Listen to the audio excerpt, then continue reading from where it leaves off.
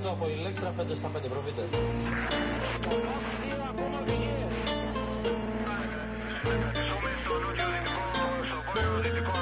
Στόχος στο bearing 100 στα 62. Αργύρι, στείλτε τώρα, πάρε πορεία 2-7-0. Ρίωσε 2-7-0. Επιτάχυνε, συνέχισε με ροή 1-0-0. Σαν το σύννεφο φεύγω πετάω, έχω φίλο τον ήλιο Θεό. Με του αγέρα τον νέχταρο μετράω, αγκαλιάσω και γη κι ουρανό. Και χωρίς τα φτερά δεν φοβάμαι το γαλάζιο ζεστή αγκαλιά. Στα ψηλά τα βουνά να κοιμάμαι, στο Αιγαίο να δίνω φιλιά. Δεν απαιτείται από κανέναν. Βλέπω τους δύο τώρα. Αργύρι, εγώ μπροστά. Χάλια, πεταλέφωνο. Κρατάρε επαφή, Αργύρι. Visual, 2. Πάλι 2.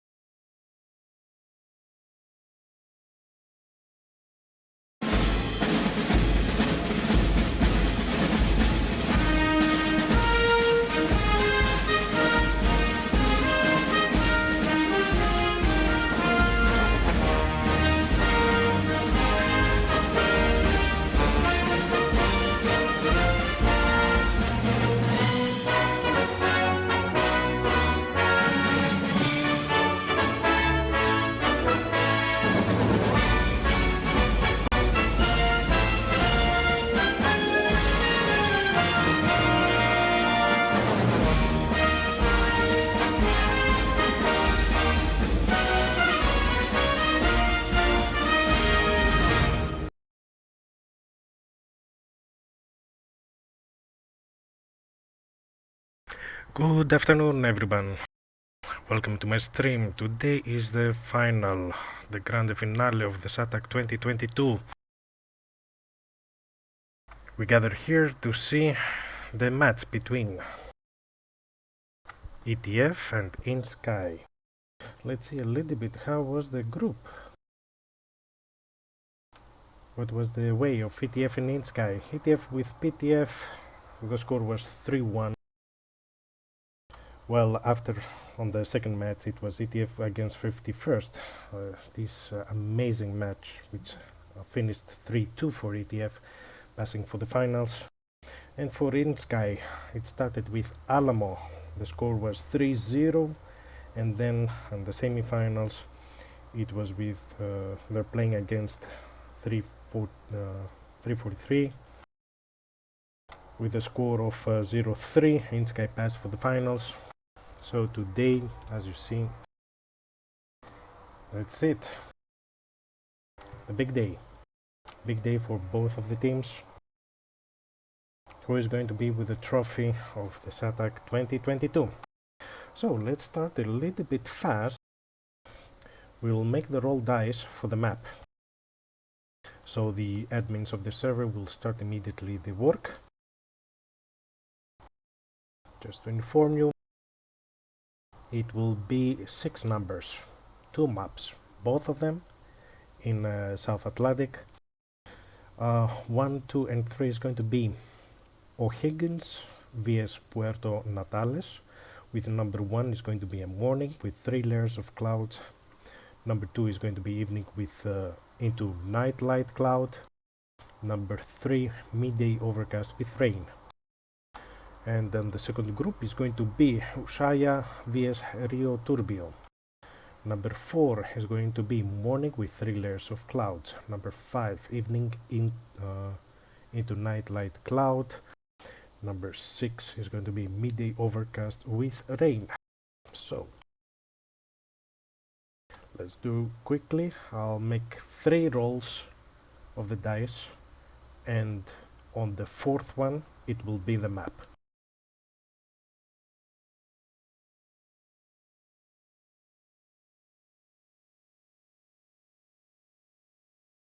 Here comes number 1. which is Aerodromio O'Higgins vs Puerto Morales morning with 3 layers of clouds. Let me set the message to the server admin so everything will start working.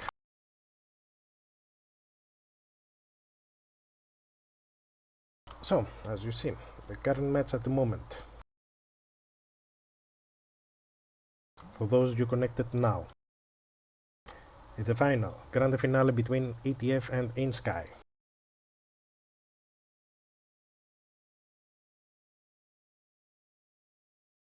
And here are our sponsors.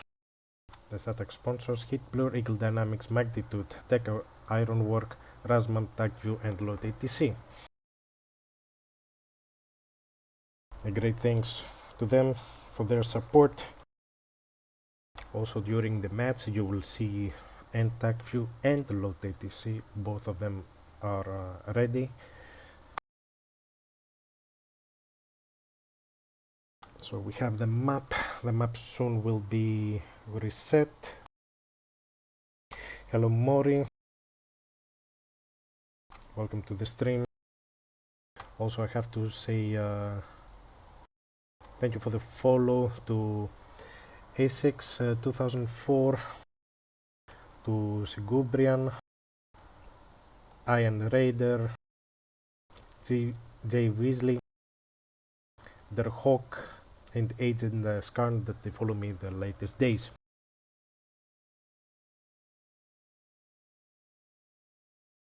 Yes, now Butter is going to be a great match. Oh, everybody excited? Of course. And of course, everybody is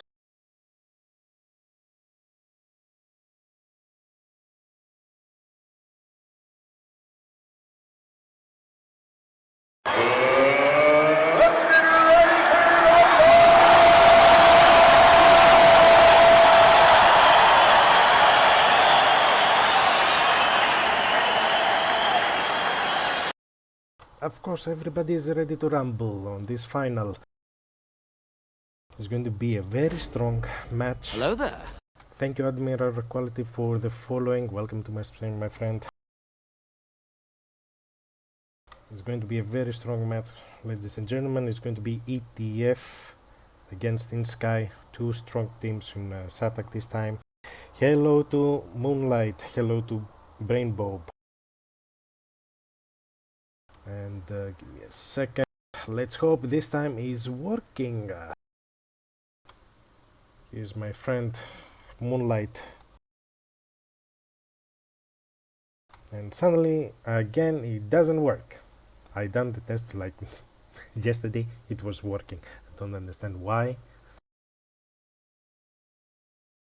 Let's see, my friend Brainbob also. Brainbob is a DJ. You can follow him. Moonlight Dust is also a streamer, my friend. Let's see if our teams are getting ready. INSKY is already in place. And now that we are in the beginning, I will make also one roll for which team is going to take the blue side and the red side. So blue side is going to be odd numbers, red is going to be even numbers. So because it's ETF against INSKY, we'll see ETF in which side is going to be. Here comes the roll. Number 6 even, that means they're going to go red.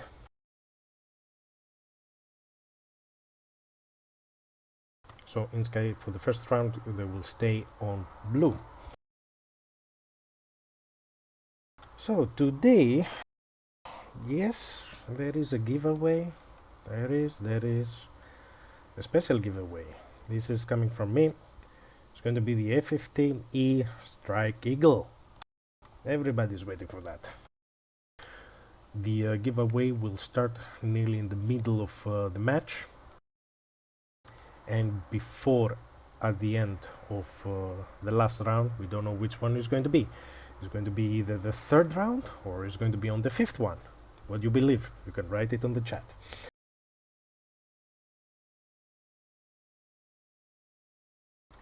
Just there is a small rule on this for the giveaway. You must be a follower to take part, because it's going to be inside the Twitch system.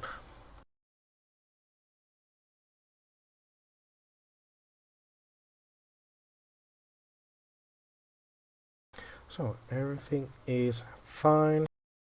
I'm waiting now the server admin to change the server. Today it's a very good day, and it seems it's going to be a very good day also in South Atlantic map. At the moment, as you see, the A50 on Caucasus map. Just let's get ready a little bit. Let's remove the grids to be ready. Satellite view. Even on satellite view on South Atlantic map is a little bit darker. I will see at the end. INSKY is making some test flights. Okay, again it seems I have some problem with the skins. I hope not. I really hope not. Oh, here comes a gun kills.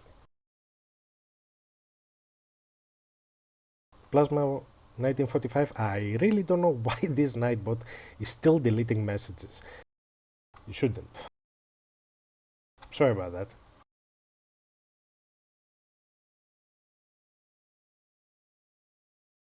Thank you, Plasma.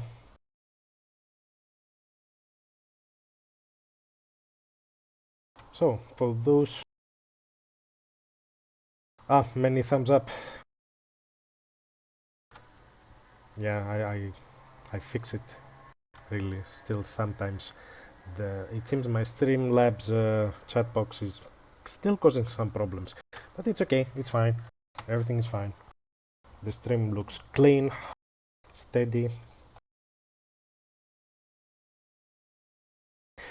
Even that I fixed that one for the emotes to be unlimited.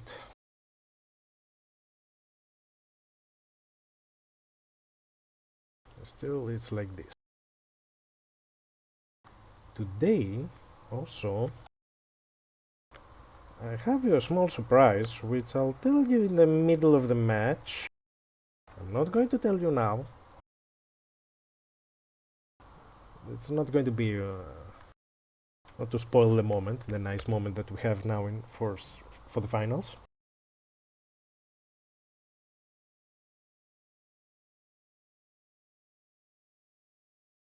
I have to make a small check before we start and before the server will start, because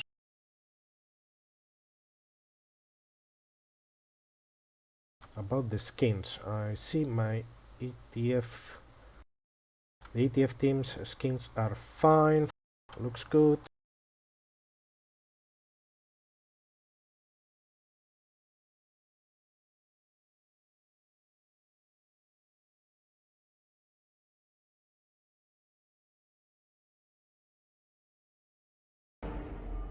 Hello there. Hello Wolfpack, welcome to my stream, thank you for the follow.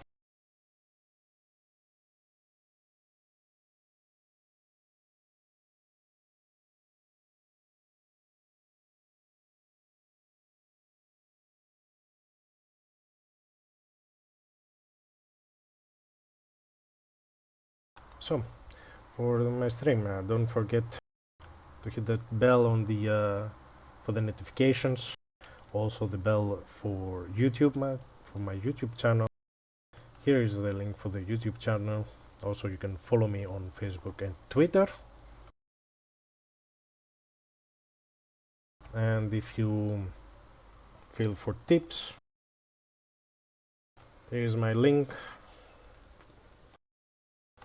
I have 2 links for the donations.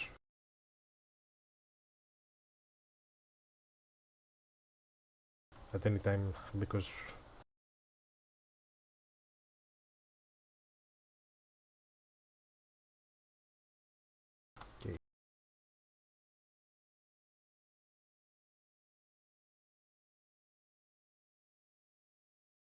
Okay, I see that I have deliveries of INSKY.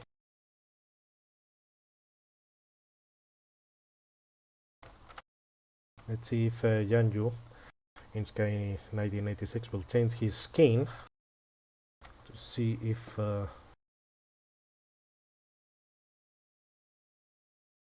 it will work.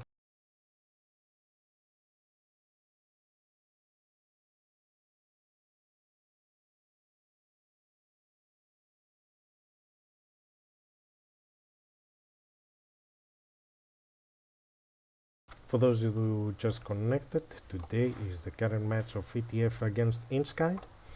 We're still on a pre-game, waiting the admin to set up the South Atlantic map. I believe soon, because in 5 minutes, ladies and gentlemen, we start. The great final starts.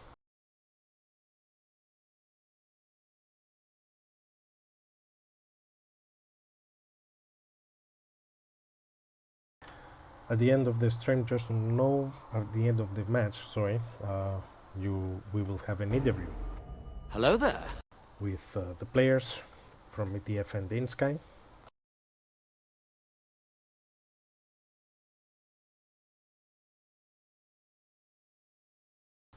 Hello, Wataxillo. Thank you for the follow. Welcome to my stream, my friend.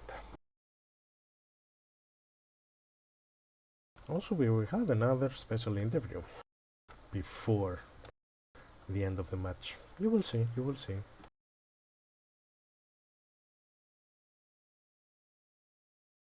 Okay, let me make a small checker.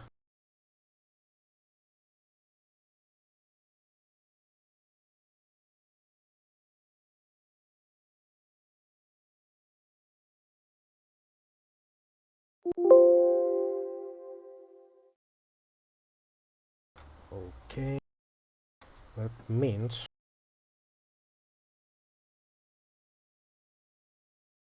let's go core mode.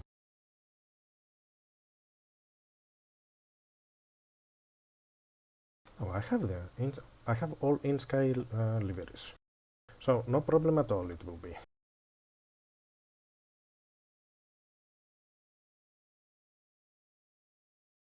I just checked everything, so everything looks good.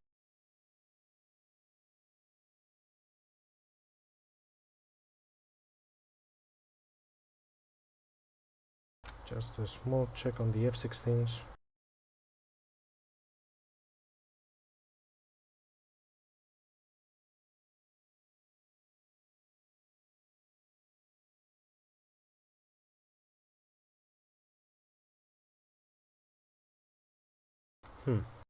Okay, I found a mistake. That means I have to restart my DCS. Sorry about that. Until that time, what do you think to see the SATAC intro?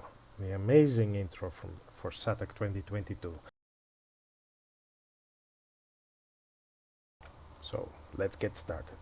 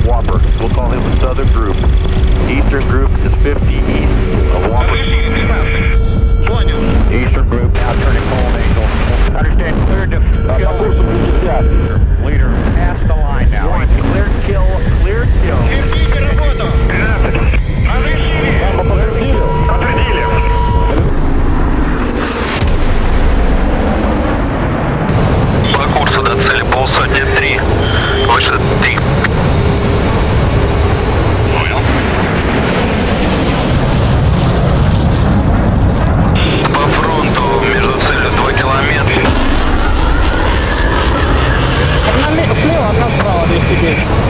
Пошли направо.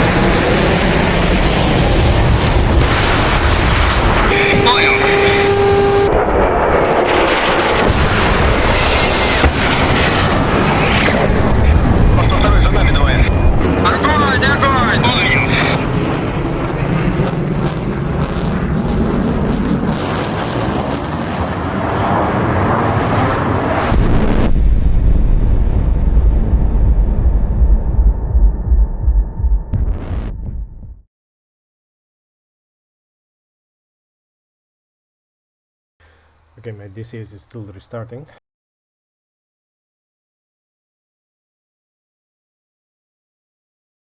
Soon you will see the attack view.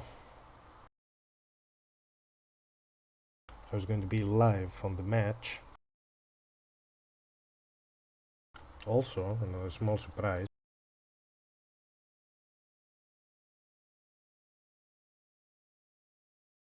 You will see also load ATC.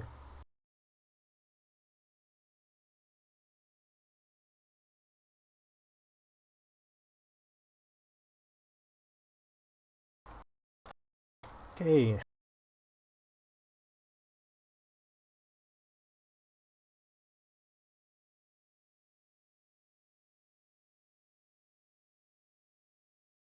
We're still waiting.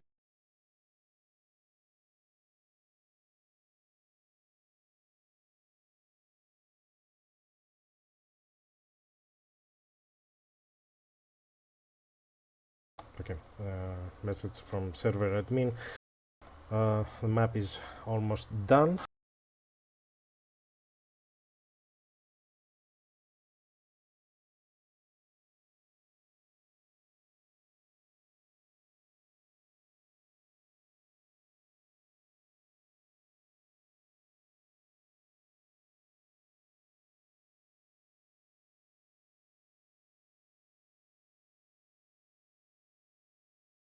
Yeah, sorry about that admiral quality. Well, some people using the headphones, other people they're using the speakers.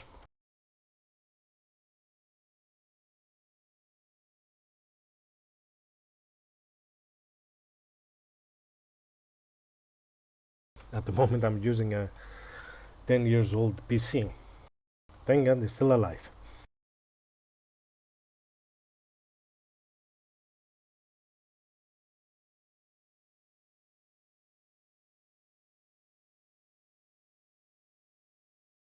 Okay, the small delay is because of the map. It will be restarted. That's why we are in the server. INSKY is already inside the server making acrobatics. Let's go see them.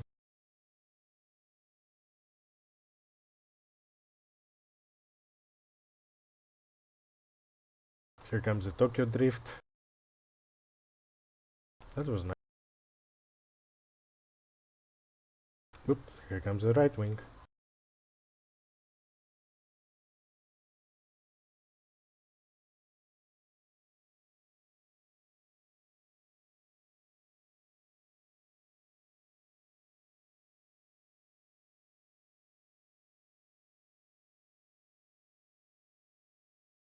And here we go.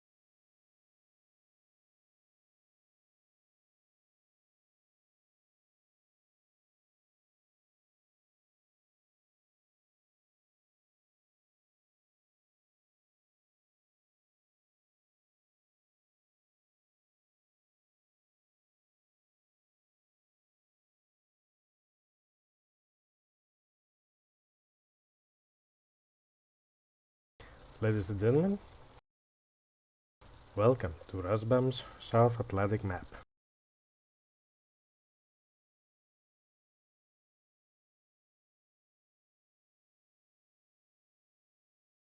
Okay, let's go now to turn on the sounds in DCS.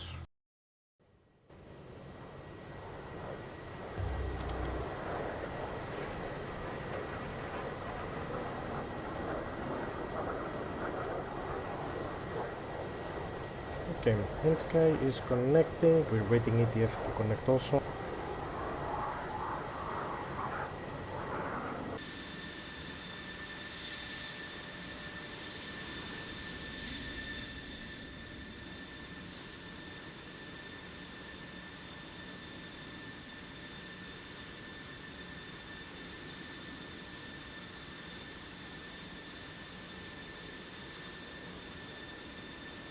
Admiral quality. If you see on the my specs down on about on my tweets, you will see the PC that I'm using at the moment. And also the next column is what I want to build until the end of the year. Probably that's why it's also, it sounds distorted.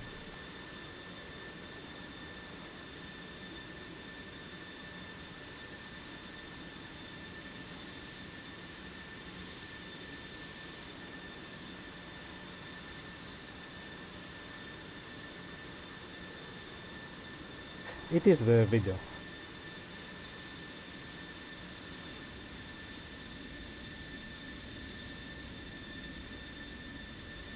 Okay, here comes ETF also. ETF will take the red side and INSKY the blue side, as we said on the before.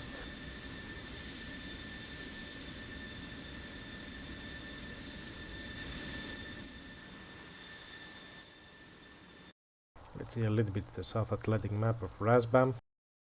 Here are the Falklands or Sandwich, as they call it. Here are the small airports and airfields, also some airstrips.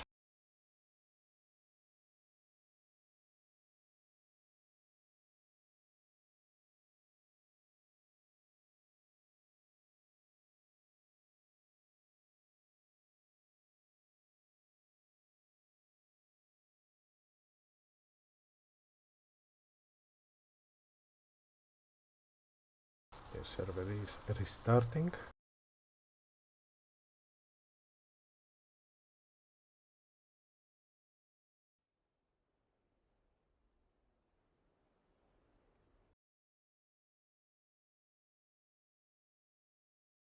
Okay, all looks good.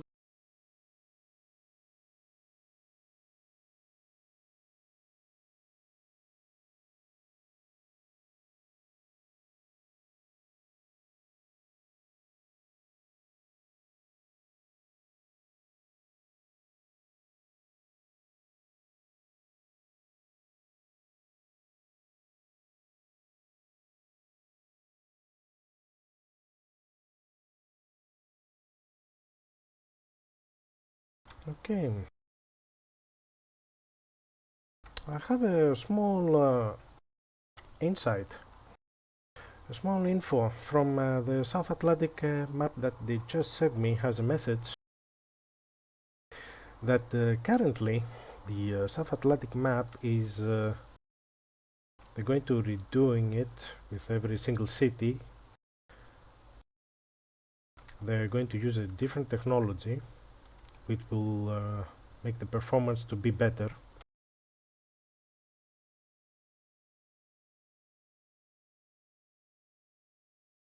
So these are good news, very good news, totally new work.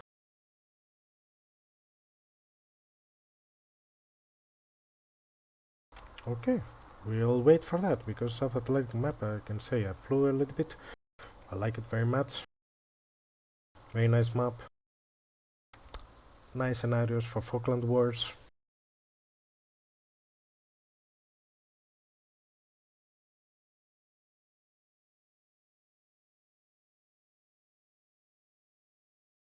Okay. It seems teams are ready. Let's see. Lasky from ETF, Lasky, Dizzy, Electrobull, Aspen, Riker, and Breeze. 6 players, and INSKY also Weiwei, HTW, J123, Dreamwalker, 1992, and the Yanyu. There are 5. Probably we're waiting one more.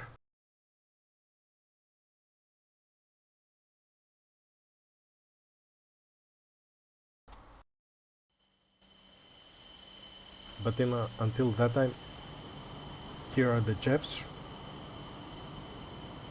from ETF. Let's see the roster. We're going to fly all Jeff 17s from Deca Works. And as you see, number 1 is ETF 101 Breeze, number 2 is ETF 102 Riker, number 3 ETF 104 Aspen, number 4 ETF 105 Electro Bull, number 5 ETF 106 Dizzy, and number 6 ETF 813 Lasky.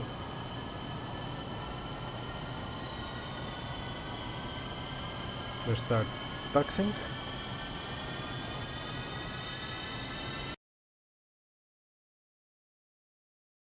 Okay, let's go for the blue. For the blue team, which is going to be INSKY.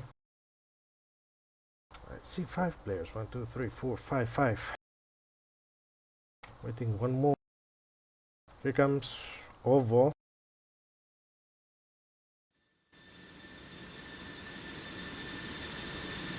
Here comes. Yep, I have the skins of INSKY, so no problems at all. Let's see the roster of INSKY.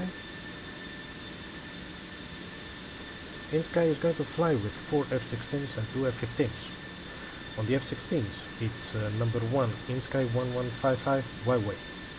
Number 2 is INSKY 123 HDWJ 123R.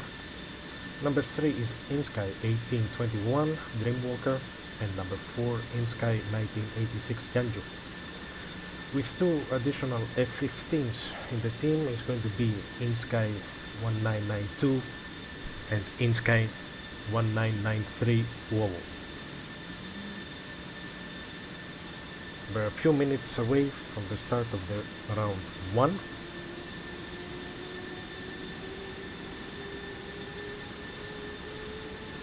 And we will stay for the first in Puerto Natales is going to be the takeoff camera.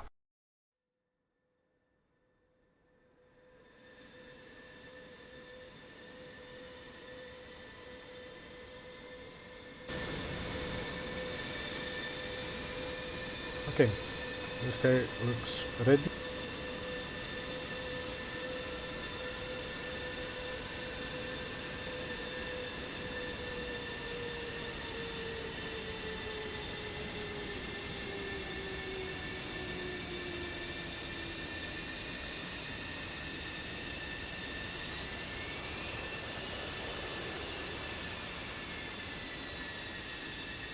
Okay.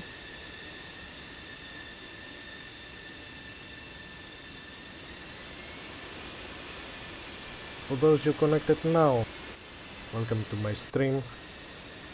Today you're watching the finals of SATAC 2022 between ETF and INSKY.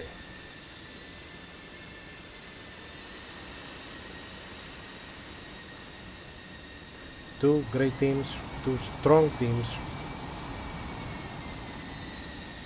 They managed to get in the finals. It was difficult. There were amazing matches.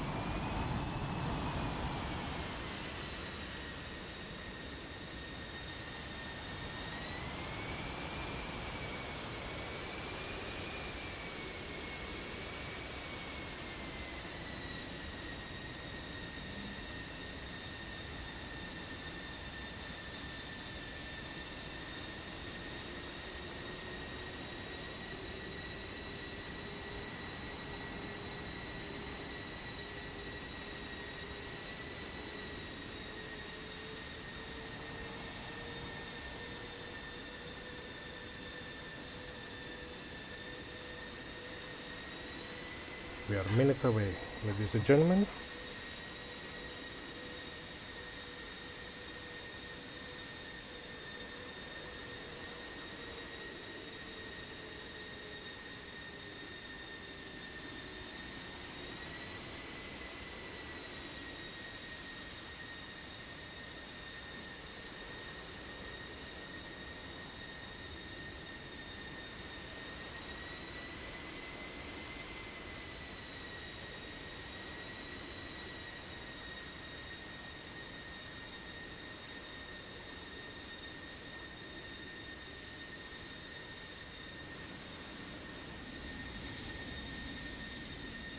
Okay, INSKY is taxiing at the end of the runway of 28 of Puerto Natales. Small airstrip. Looks amazing.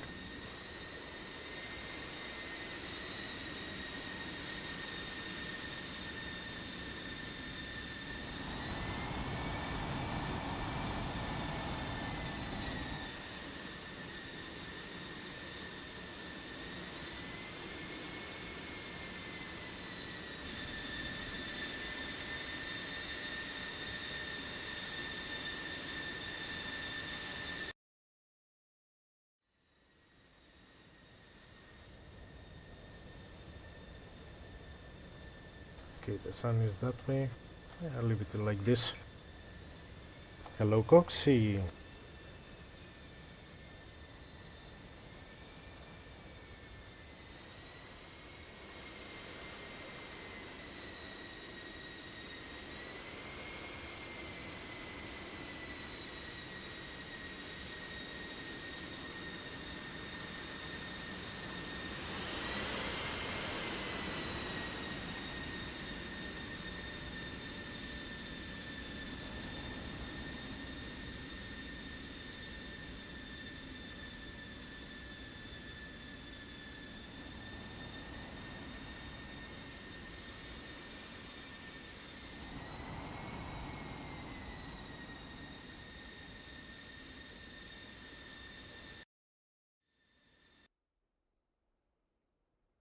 Yeah,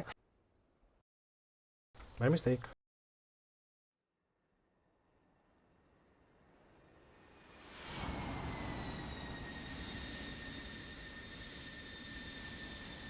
Yeah, my keyboard is a little bit sensitive.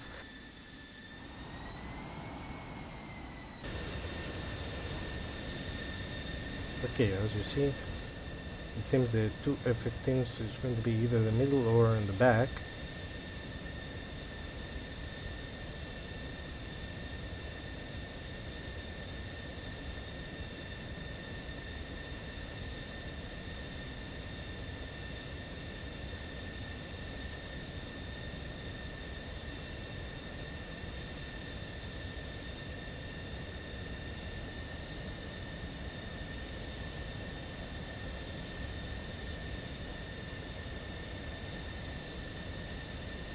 Okay, what is the weather and wind? Let me see.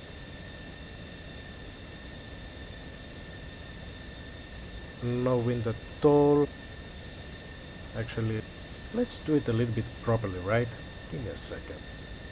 I have the specific one.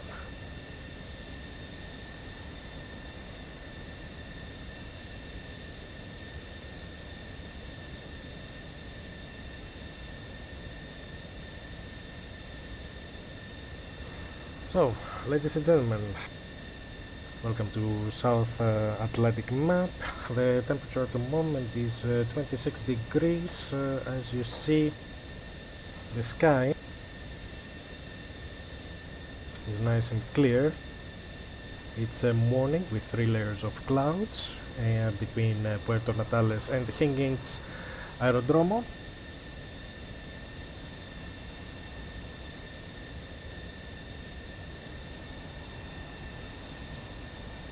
Everything looks fine.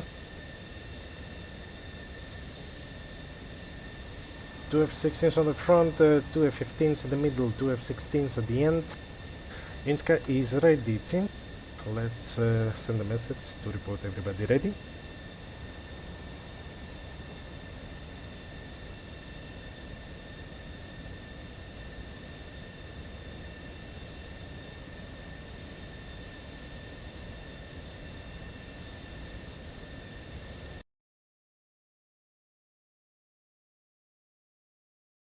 Let's check it like this. ETF ready.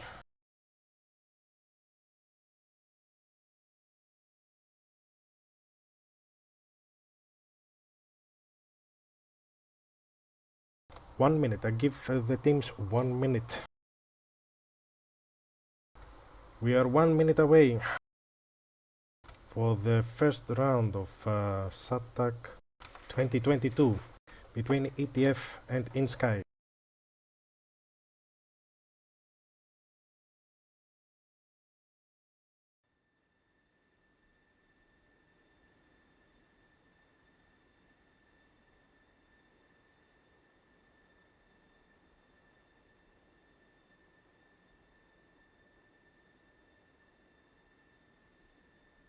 Thirty seconds.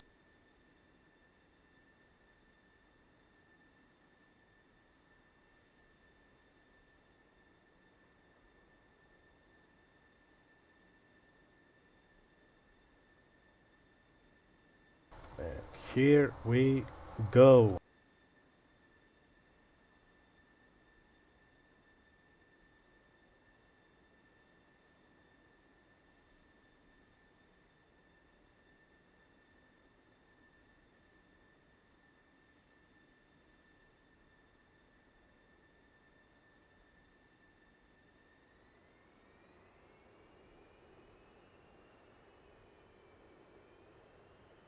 Round 1, ladies and gentlemen, of SATAC 2022 between ETF and INSKY. Match starts now. INSKY is taking off with the two F-16s on the front.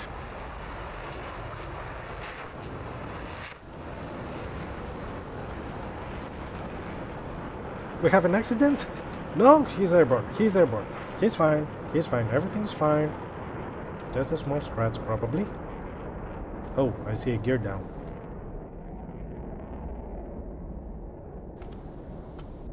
Yeah, one gear is down.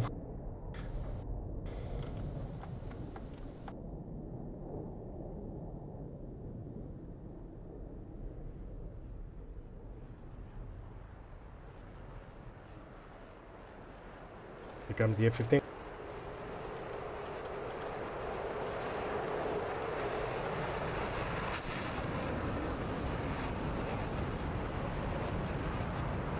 Perfect takeoff.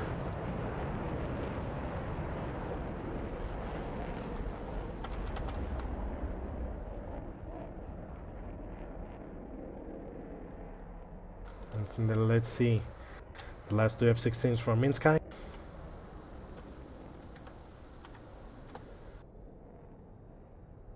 Here they come.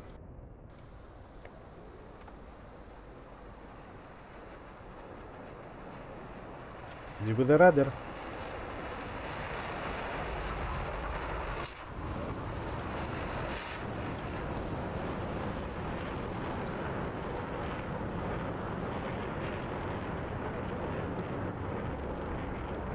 And INSKY, ladies and gentlemen, is airborne.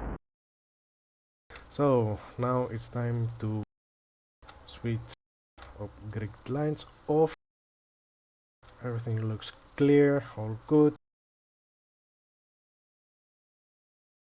Okay, we are 2 minutes on the round 1. All looks good. And let's switch to this scoreboard.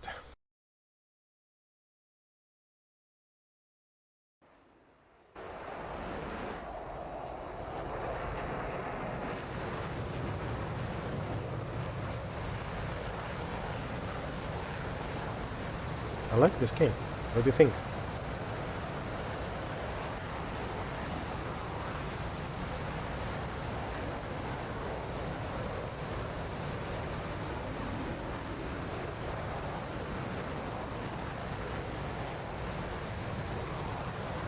Oh yes.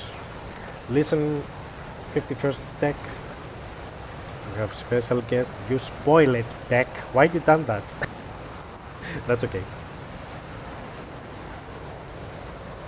Today we're going to have two guests from Raspberry, Spectrum and Rover. As you heard. Jambo. Why you're doing this? It's classified. You can't.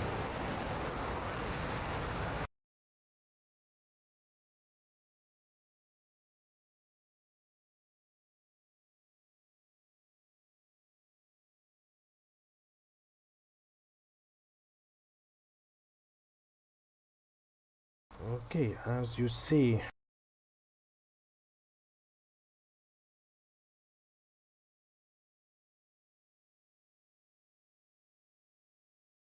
okay, TAC view real telemetry is not working. Why again?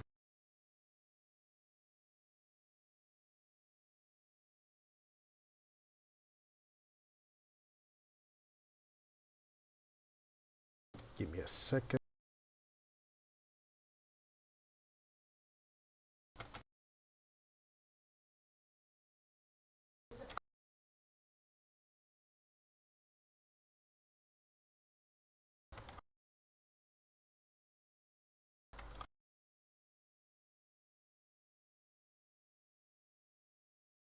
Okay, let's switch to TAC view.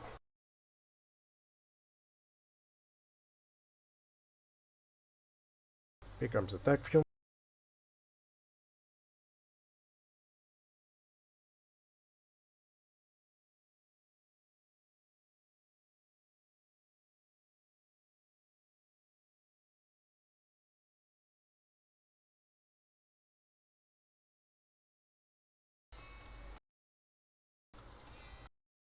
Okay, distance between two teams are 132 miles. As you see, INSKY is a little bit separated. Two F-15s, one in the left, one in the right, the F-16s in the center. INSKY 123, probably because of the gear damage, he's on the airport. Probably he took a new airplane. He needs to get in the air quickly, otherwise they're going to be outnumbered.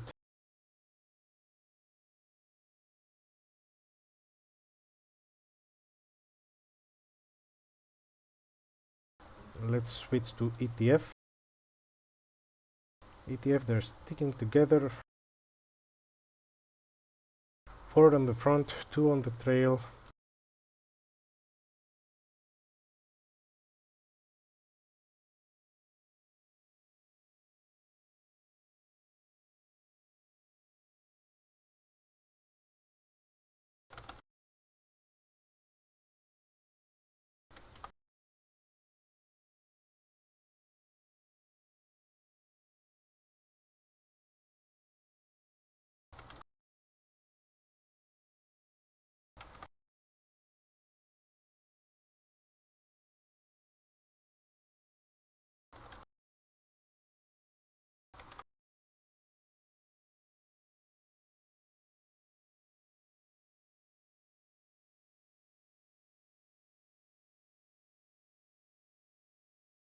Okay. And the problem at the moment, we cannot I cannot connect on the load ATC at the moment. That's okay, no problem. Let's switch to the match.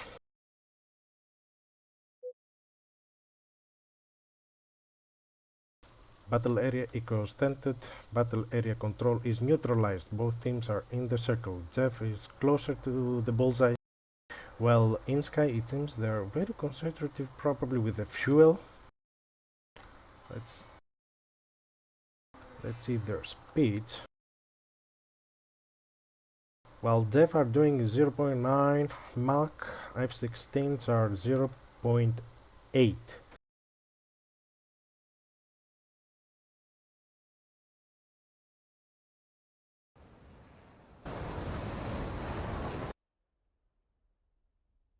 So, as you're watching the F-15C, soon you will see the F-15E.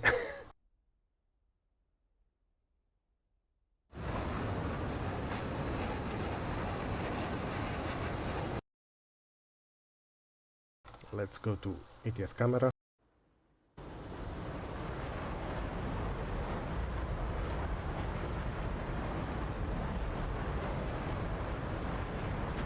As you see, it's 3 layers of clouds.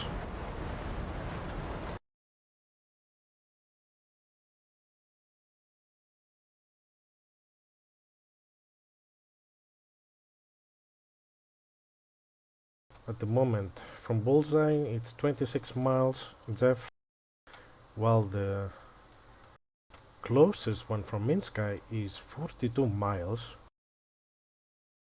There are high mountains on the left side, some small hills here, and two big lakes in El Calafate and north of El Calafate. So I believe these hills here are going to be a nice wall for both teams, especially the high ones from hilly side. Okay, the F-15s are 40,000 feet, 44 miles. ETF is separating in 3 groups, 2 ships, center, left, right, on their side.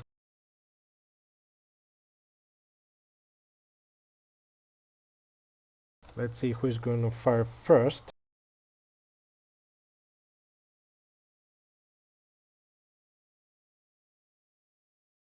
That's a good question for the MiG-23, if they're going to carry their R-27R.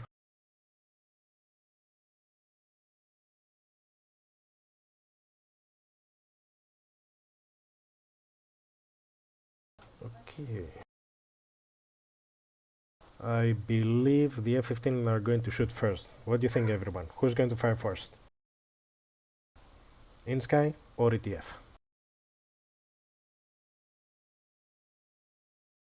F-15s are turning in, especially 1993. He's turning to Riker and Breeze.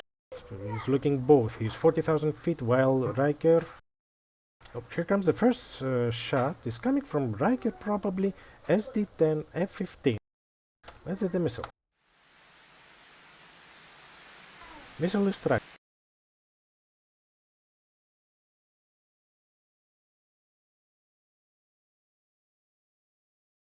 Another SD-10. Oh, this one. Is it going to hit? Here comes F-15. You see it? F-15 is at a very high speed, contrailing now. Evade.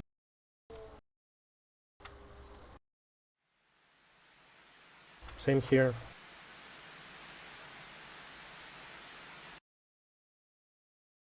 No AMRAAMs in the air. ETF fired 2 SD-10s, both missed. -2 missiles for ETF.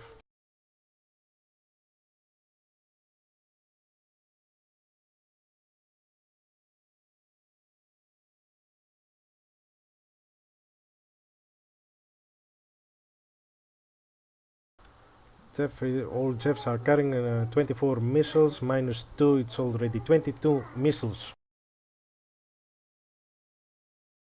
Electroball is turning hot.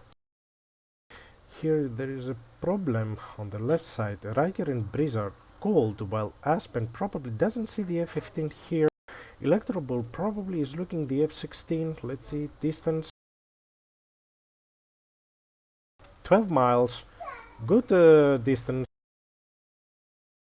F-16 is turning cold, while the other F-15, OVO, is going to hit for Electroball. Let's see. No missiles fired from INSKY at the moment. Electroball dizzy on the hot. Breeze Aspen the same. Riker as a trailer to cover them. Electroball decided to make a split test to go cold. Dizzy fires another SD-10, probably for OVO. SD-10 from 16,000 feet is going high. Let's see.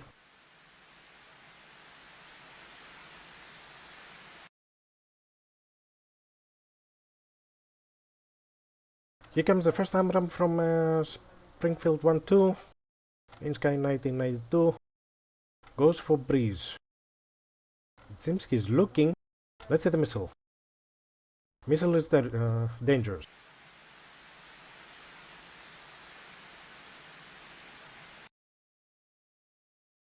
It's going for Riker. It's going for Riker probably.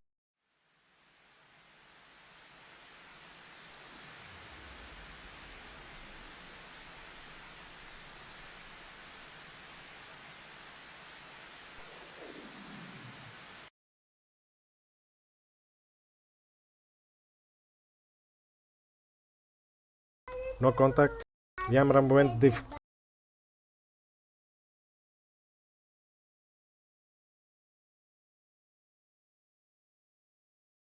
well, at the moment ETF is cold, except Aspen and Lasky that is turning hot now. INSKY only 1, 2, 3, and OVO, but OVO doesn't look at all, and probably he's trying to get on their side to flank them. He's going to flank Lasky. Lasky is looking probably Yanju and Weiwei. Something strange. F15 is on 40, as you see, 43,000 feet, while all ETF is nearly below 20,000 feet. Only Lasky is firing now the SD10 on 24,000 feet against probably Weiwei. Here comes an AMRAM from 1992, probably for Lasky. SD10 is going for 1992. Let's see. F16 needs to hold until Pitbull is going.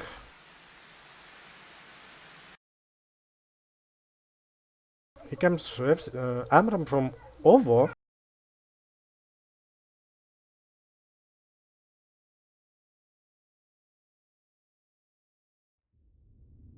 Whoa. Okay. The F16 went to the ground. That's interesting. Okay, still 6 vs 6. We are 16 minutes on the match. This is going to be interesting. Fuel management, let's see. Breeze with 1, 2, 3. Distance 9 miles. AMRAM shot. Here comes another AMRAM shot from Weiwei to Electrobull. Breeze is defensive. AMRAM doesn't look dangerous at the moment. Let's see, in any case.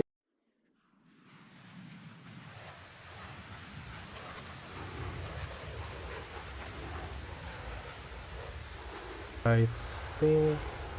yeah, let me also lose that. Okay, another SD10 from DZ to OVO. F15 is dispatching AMRAM to DZ.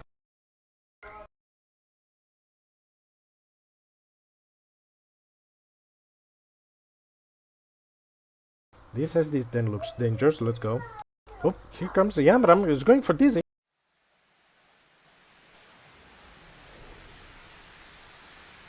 Nope, it's going to kill like a squirrel.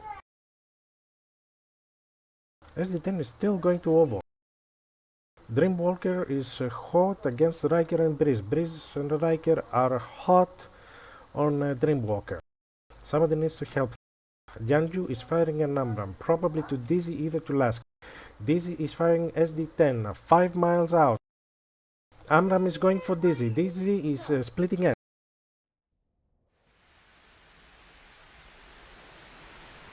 Here comes a shot. First kill for INSKY. First kill for INSKY. Lasky.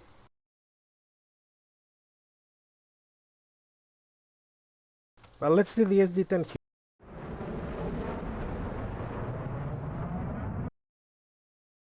The SD10 just disappeared.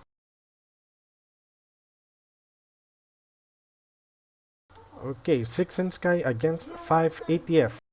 Let's see. We are 18 minutes. AMRAM from 1992 to Breeze. Breeze dispatching an SD10. AMRAM is going for Breeze.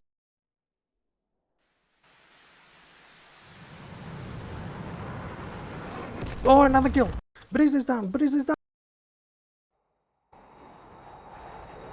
He evaded. He evaded the SD10. Or the SD10 didn't track at all. It didn't track. Here comes another SD10 to OVO.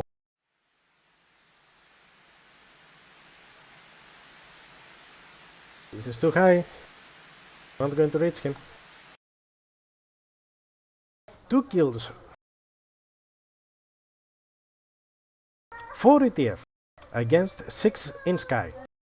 This is a very interesting first round. What do you think, ladies and gentlemen? SD10 from Aspen. Dreamwalker is dispatching the AMRAM. SD10 probably is going for Springfield 1992. AMRAM is going for Riker? No, it's going for Aspen. Unless if the AMRAM streets. Nope. Ovo from 35,000 feet is dispatching an AMRAM. Riker is also dispatching an SD10. It's close. It's 7 miles. It's going high. SD10 is dangerous. For the F-15 for Ovo. He's tracking. He's tracking, and splash. He comes to AMRAMs for Riker. Let's see Riker if he's going to evade.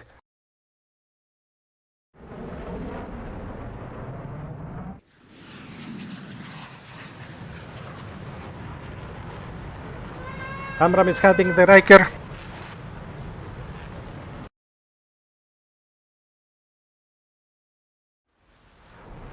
And the missile is dead. Here comes SD10. SD10 to Weiwei. AMRAM to Electrobull.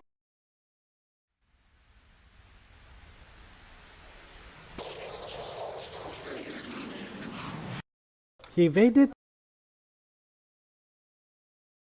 Both evaded. It seems Dreamwalker and 1, 2, 3, they're going to push. They're pushing against the 4 ETF. Somebody from INSKY got killed. It was the F-15. 5 against 4. Lasky is turning hot. Let's see if he's going to see the F-16 at 11,000.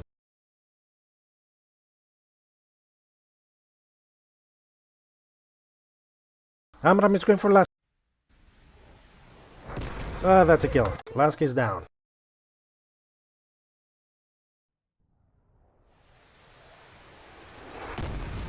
Riker is down also. Aspen and Electrobull are only left.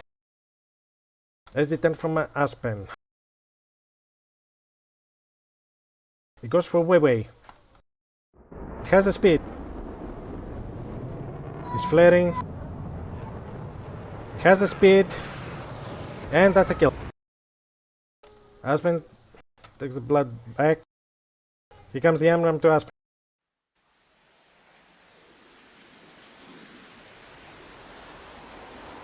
He's going to evade it.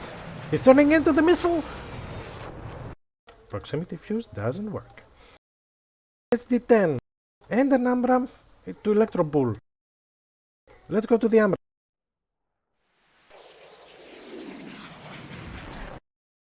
No contact.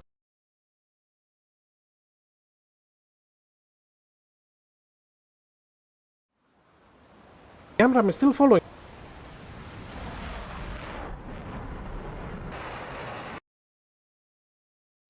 Are we going to see a dogfight?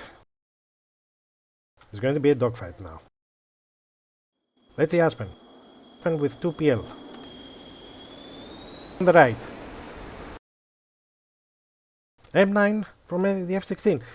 It's a blue. Oh my god, no. SD10, I hope it's not going for Aspen.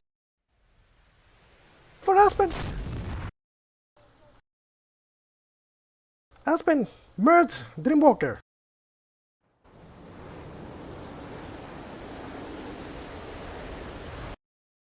They don't see each other. AMRAM is going for Electrobull. It passed underneath him. Oh, that's a kill. Ah, pity we didn't see that. But we're going for the other merge. Another merge. F-16 with Jeff. Here comes a missile. Missile M9. Missed.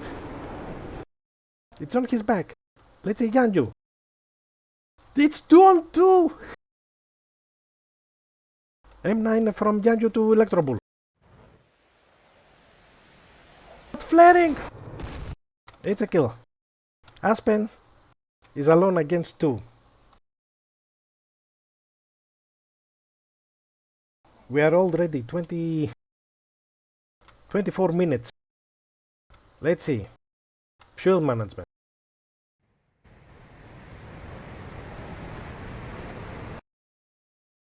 Aspen has a missile.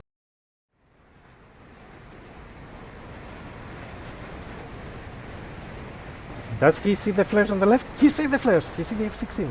He's pushing the afterburn. He's turning in.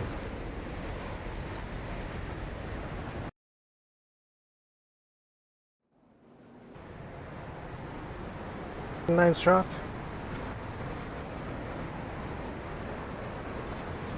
Flaring.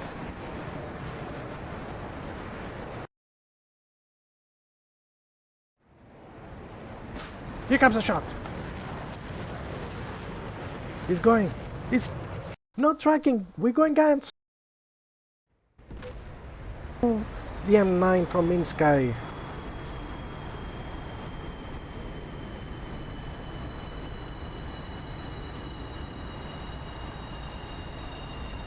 And that's it for ETF from Yanju, the M9. That was a fight. Now Yanju and the INSKY 123 needs to return back to home plate. Let's see if they're going to make it, because as I say, we are already 26 minutes and the fuel management is going to be tricky.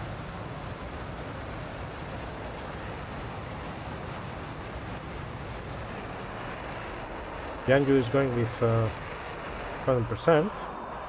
Seems he's fine. Let's see, 1, 2, 3, mate.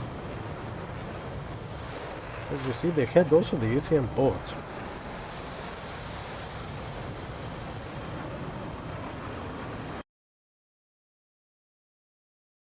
Until they will land.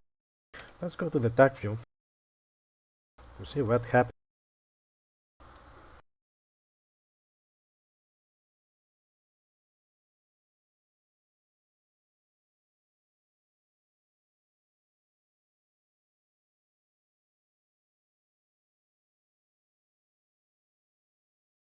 Okay, TAC view is online. Let's go.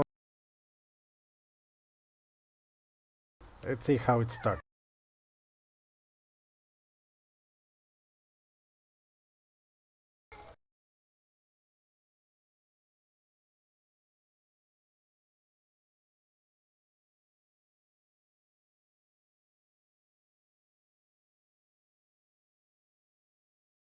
Okay, the F-15.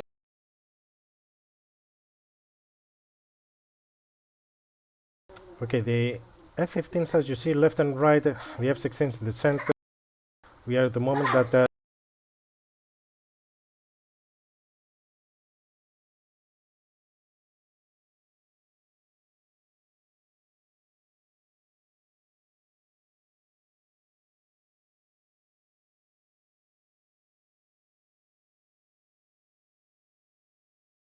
okay, as you see here, ETF is separating, and now they're firing the first SD-10 shots against the F-15s, which they were high and fast. You see the speed of the F-15s, nearly 2 Mach. Impossible the SD-10, even by notching, to catch it.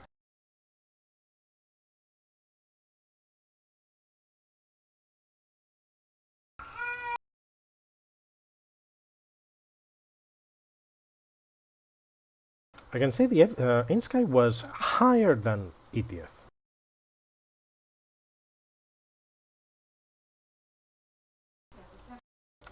Yeah, there were F-15s were 44,000 feet. There are F-16s at 1720. ETF was 16, 15, and 22,000 feet. You cannot say that it was high. Only Aspen was on 27,000 feet climbing.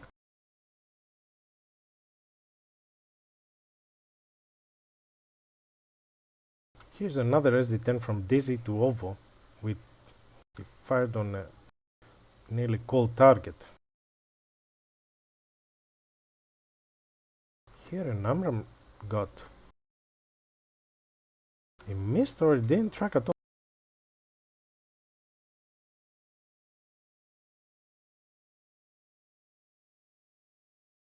It missed.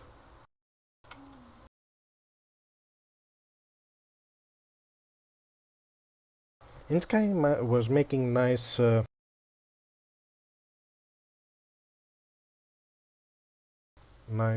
hot cold situations, nice drags. ETF, they made a wall, nearly a wall, which didn't allow them to come hot cold, so whoever is going cold, the inbound ETF to see what's going on.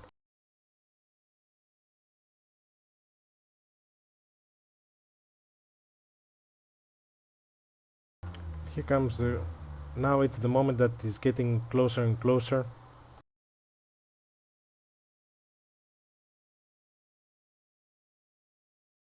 Here comes the Yanju against DC.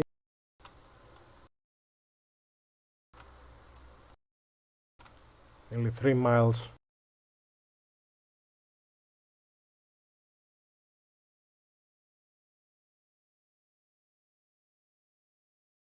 I'm running contact on DC, but the SD10 didn't contact on Yanju.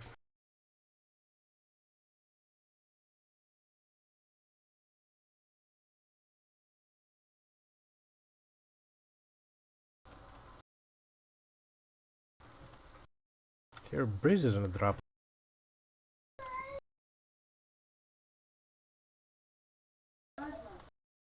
Okay, here comes that the INSKY start shooting down the ETF players. That was a very close to right.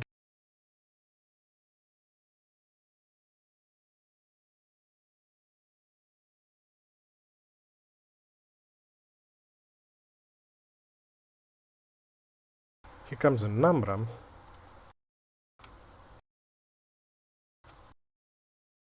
He's going for Aspen.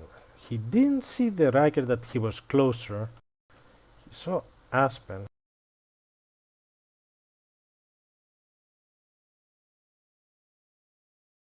Here already the ETF is in trouble. It's 4 against 6. Here comes the exchange between OVO and nearly all ETF, Riker, Aspen and Lasky. This is the SD10 that contact with OVO.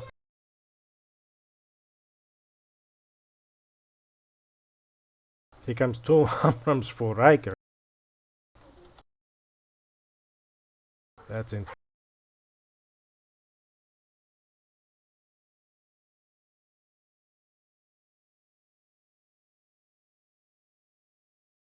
Here's the moment that INSKY is 5, ETF is 4 aircrafts.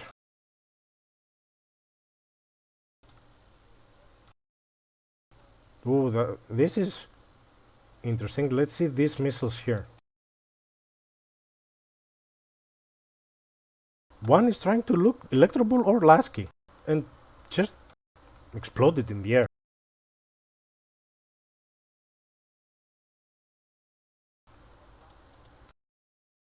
Here comes another AMRAAM for Electro-Bull. The previous AMRAAM probably got crazy.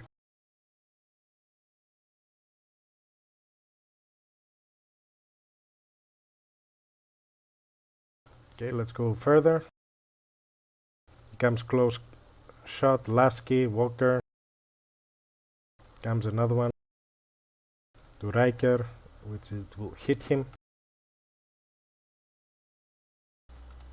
Here comes another SD10, is going for Weiwei.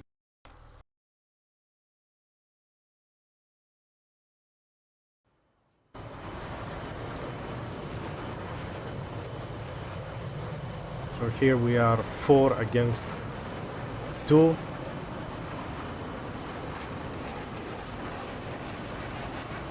Comes an SD10 for electroball.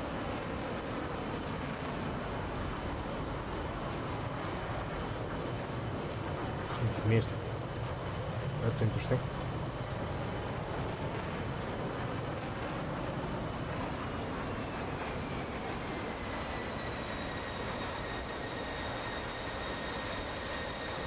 Here they're separating electroball and aspen, which I believe they should be together.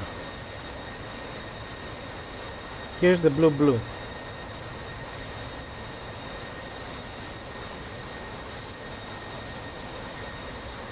Well, in the middle of the battle, on the tension, adrenaline is on 1000%. Of course, something like this, it will happen. Comes a nice D10. It was going for Aspen. Thank God it went to the ground.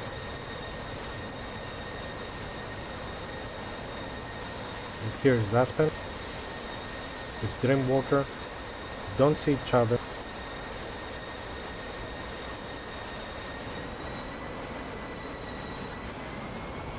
Becomes the first PL5, and now we are 2 on 2.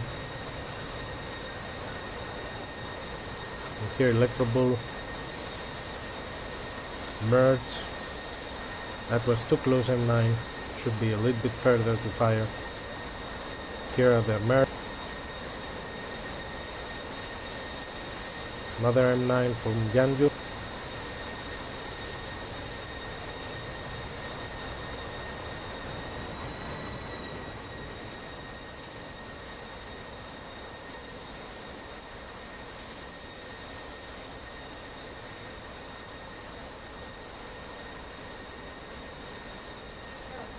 Aspen is left alone against two. Here, probably he's watching Yanju on his flares. He's following him. Yanju probably, he said to 1, 2, 3, hey, somebody is following me. Come help me. Aspen is waiting the moment to fire the PL5. Becomes a PL5. Last flares from INSKY. Goes for the flare. Here comes the another M9 from INSKY. 1, 2, 3, and that's it.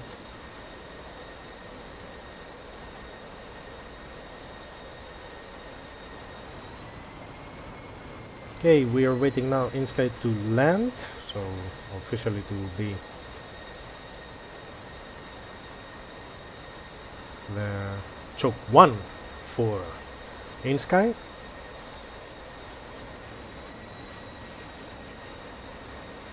Well, smooth.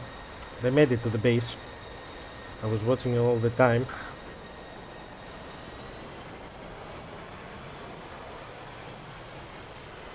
Well, I believe if they had fuel, it should say like 1000, maybe less.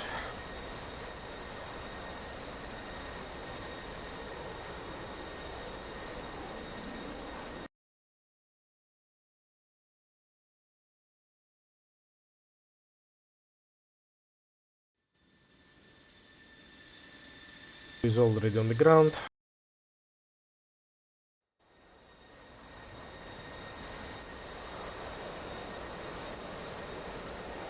Let's see INSKY 1, 2, 3, the landing.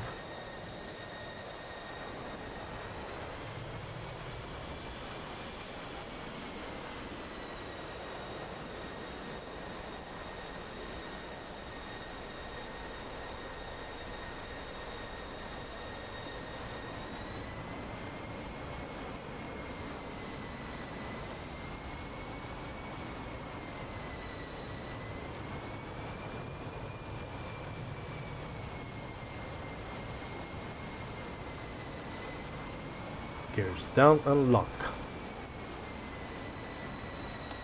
Air brakes? Maybe?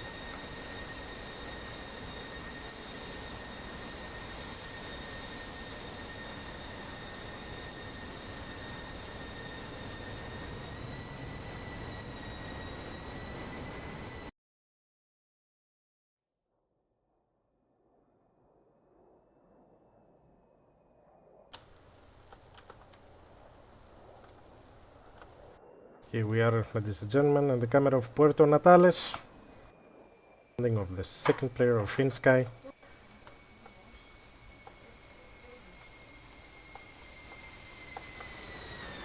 Confirming that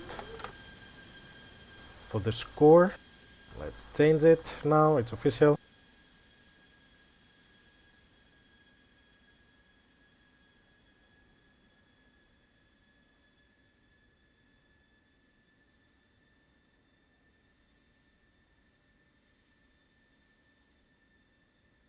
One for INSKY, 0 for ETF.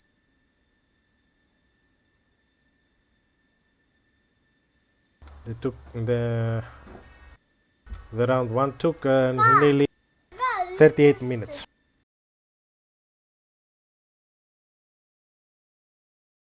Server is restarting.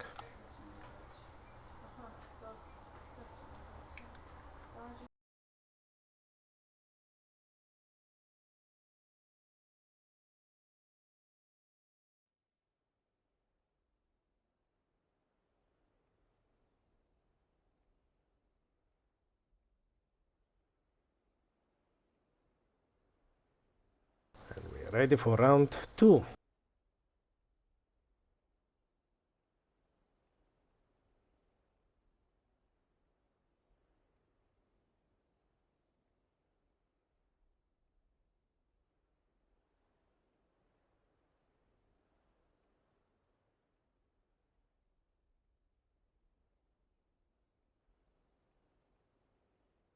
Okay.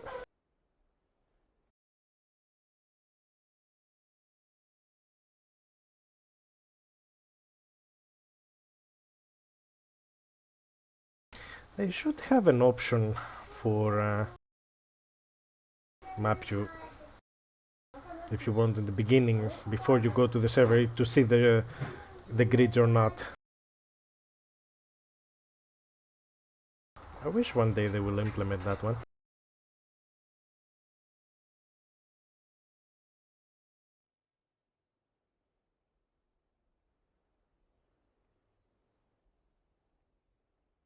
Ladies and gentlemen, round two in Puerto Natales.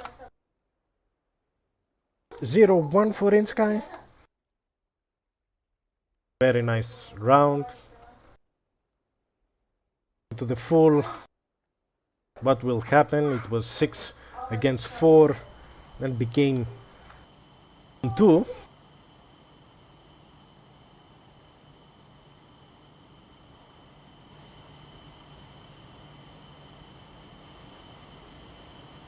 So ETF is joining.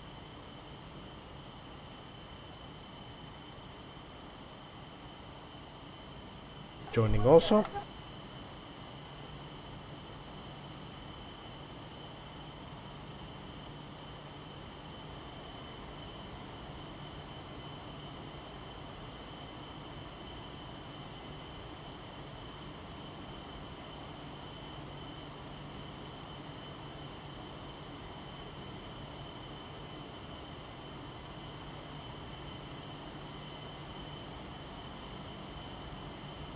Okay, 6 chef 17s getting ready.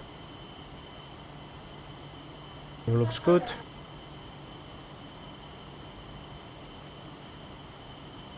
Ladies and gentlemen, the stream is clear, no lags. If it's a small lag, I apologize. Old PC still working.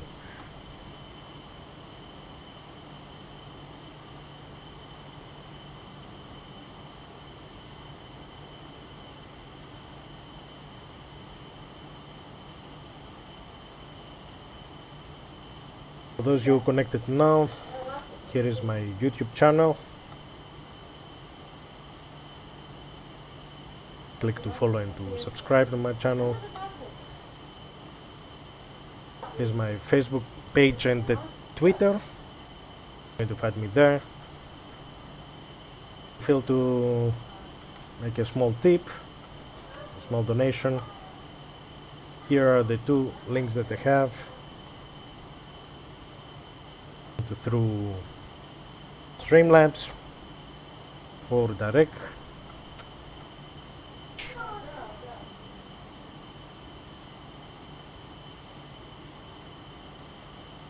And now that we are on round 2, maybe we should make this small giveaway. What do you think, everyone?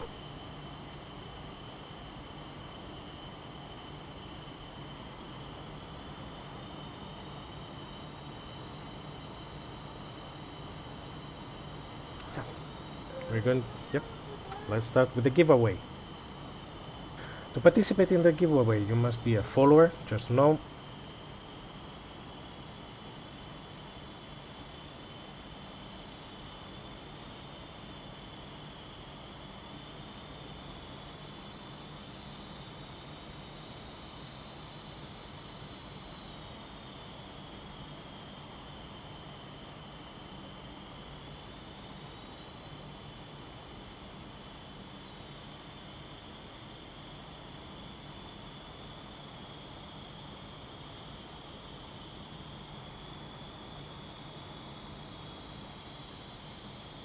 Okay, let's see. Okay,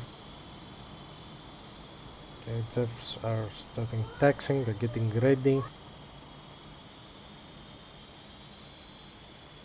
Making some setups.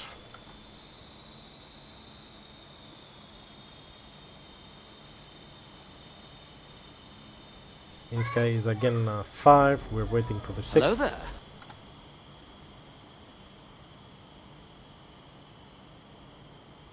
Ahorn Dolphin, thank you for the follow, welcome to my stream.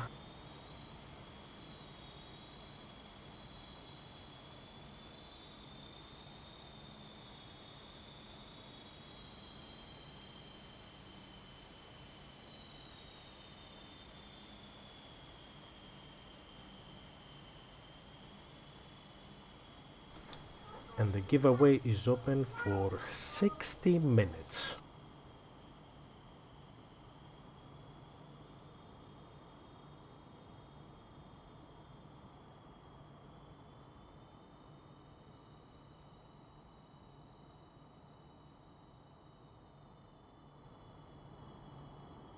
Okay.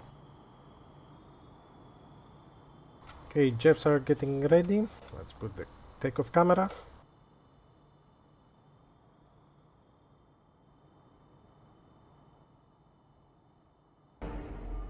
Hello there.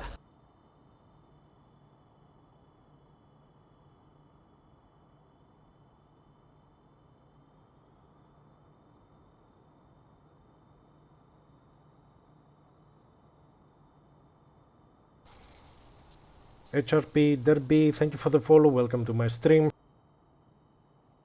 For those you connected now, you're watching the SATAC 2022 Grand Finale between ETF and INSKY. Round 2, the score is 0-1 for INSKY. Let's see how everything will roll up in the round 2.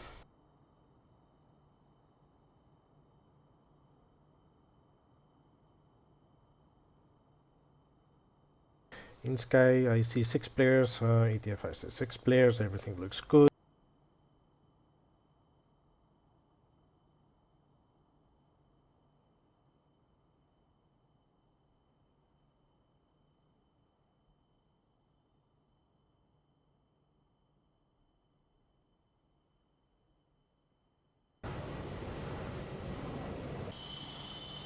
That was a small lag, everything's fine.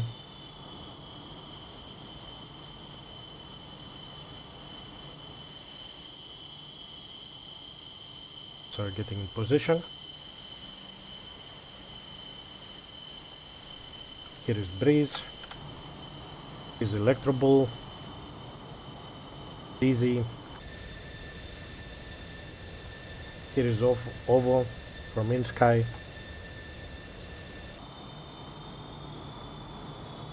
INSKY.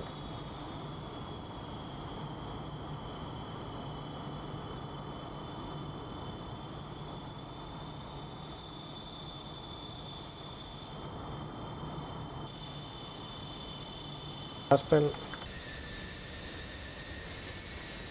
Here's Weiwei. Here's Riker. Here's Enterprise NCC 1701E. Recently he was in the Battle of Kronos against the Borg Cube, as you see probably most of you in Star Trek Picard. He's in good shape. Build a battle. Comes Yanju, Walker, and 1992.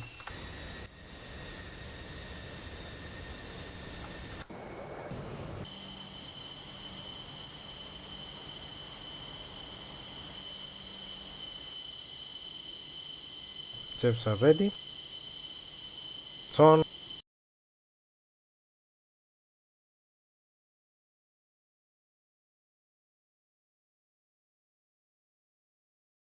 INSKY is getting position now.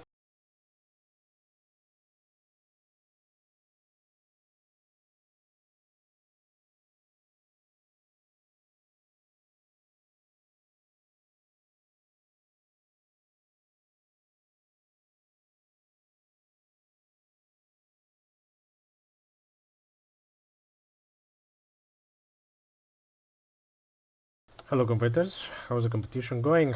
It's going well. It's amazing round 1.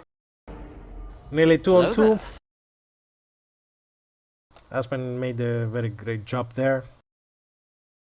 Got unlucky, the other F-16 came with an M9 at the end. Thank you for the follow also, welcome. So, let me see. Did the message pop up? No, it didn't. Let's do that again.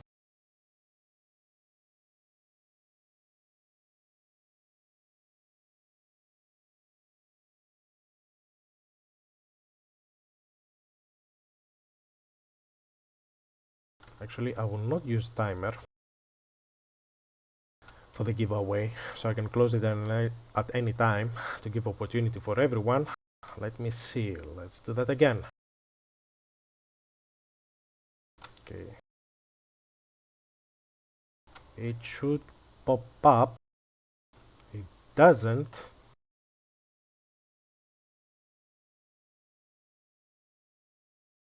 So, for those that you want to participate for the giveaway for the Eagle, for the Strike Eagle,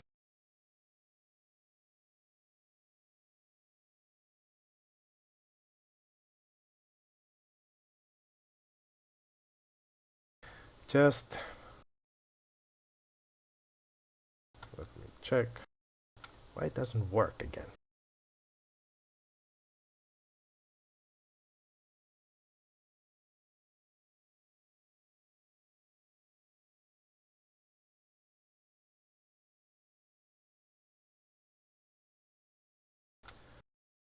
Okay, it seems it's stuck a little bit. ETF reports ready. Again, when both teams will declare ready, 1 minute.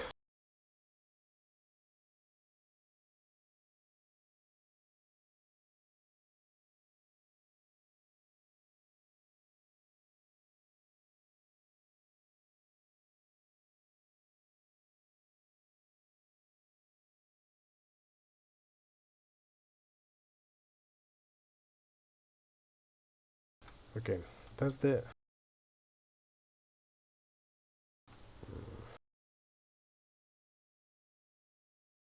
it should pop up.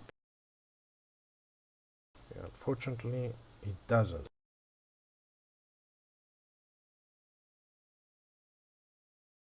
Okay, I'll fix it on the between second and third round. It seems I have a problem with the giveaway. It's terrible. I hate when this is happening.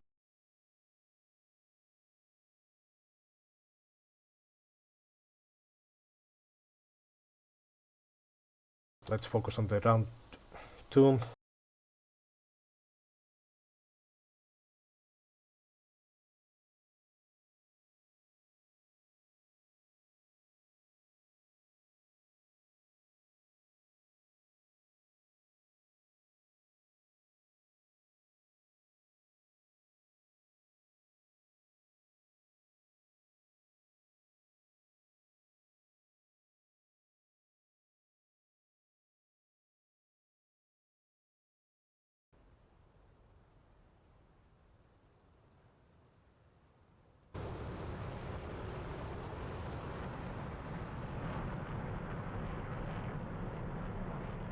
That was a small lag, shouldn't happen.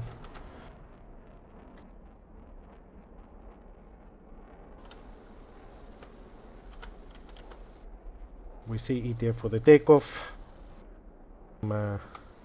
Puerto Natale.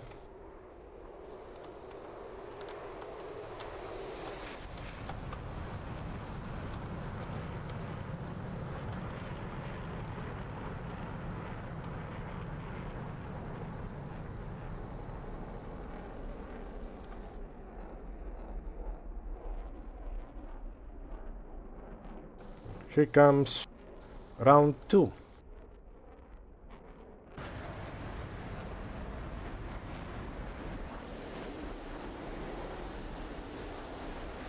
Okay, camera on the jets for ETF. Here is Lasky. If I remember, yeah, these are Ukrainian markings.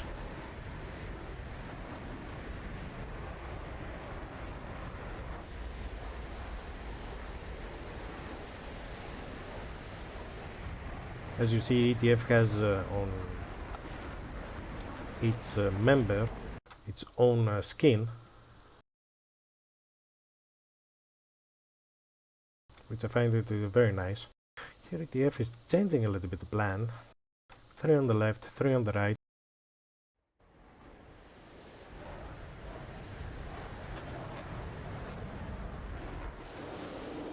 We have also the ECM pod, if I remember well, right? To Aspen.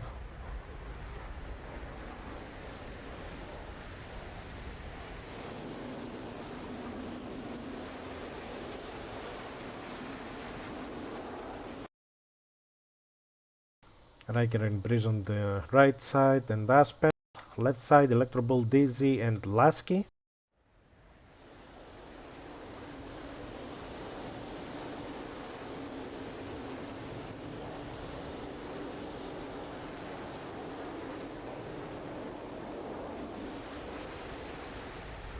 Nice weather with 3 layers cloud at the moment in South Atlantic map. The 2 airports is O'Higgins and Puerto Natale. Nearly north-south, as you see.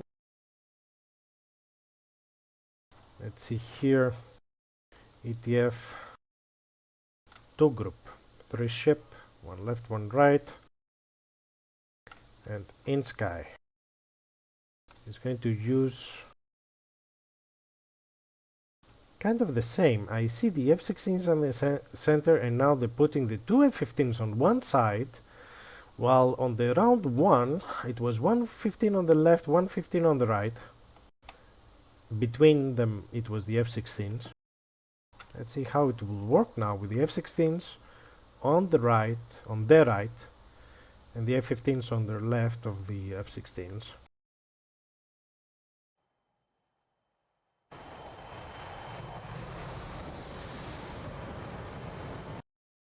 And still, INSKY is making a fuel management. They're starting low speed, low altitude nearly. Maximum is 16,000 feet, as I see here. Lowest is 9,000, while the F-15s are getting 40,000 feet.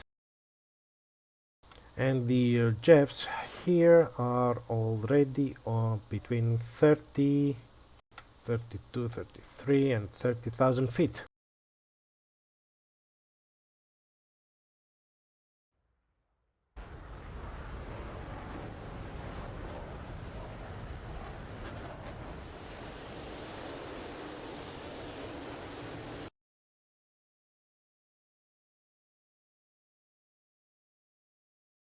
Let's go on the left side, Electrobull and Dizzy.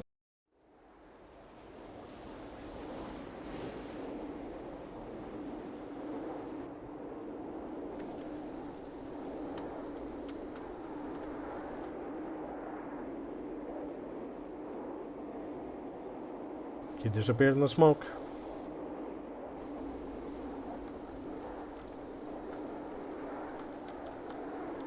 He had a small turbulence there. Everything is fine.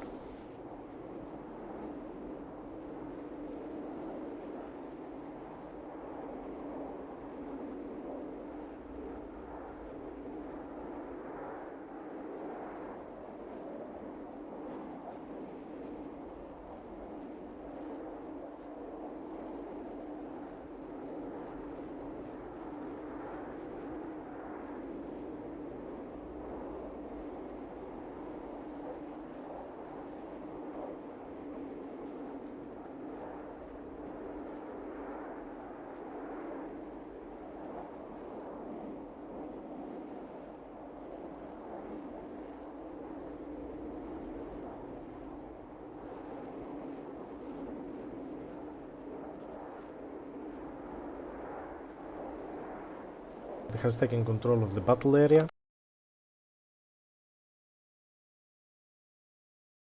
INSKY is already in the circle.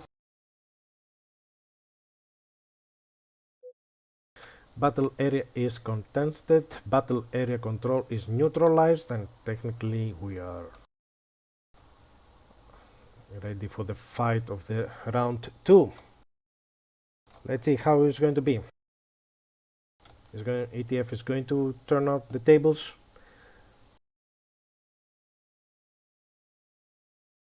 What do you think, everybody? You can write it on the chat. Don't worry, we don't bite on the chat. Everyone can write.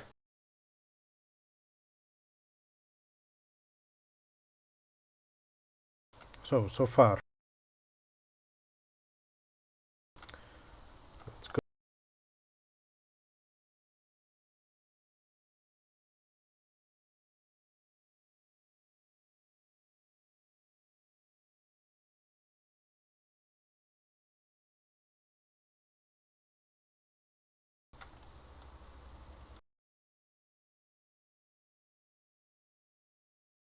Let's switch a little bit to the tag to see how is the situation, how it looks like. At the moment, 63 miles between the F-15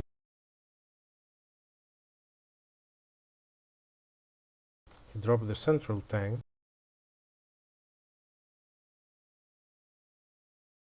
Okay, over with Breeze, he's 56 miles. While Breeze is on 0.9, INSKY OVO is on 1.86 of Mach. That's a big speed.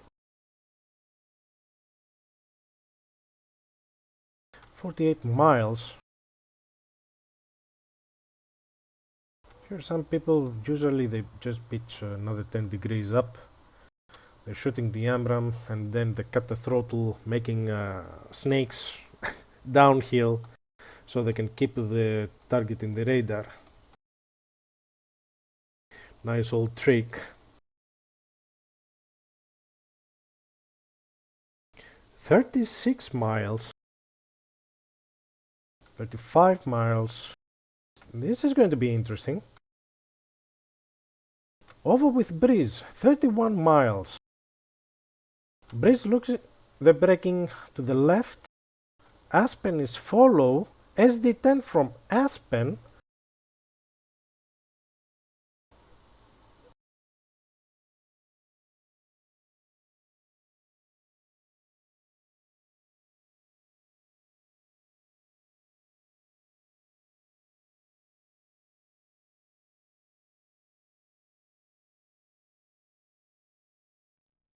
This is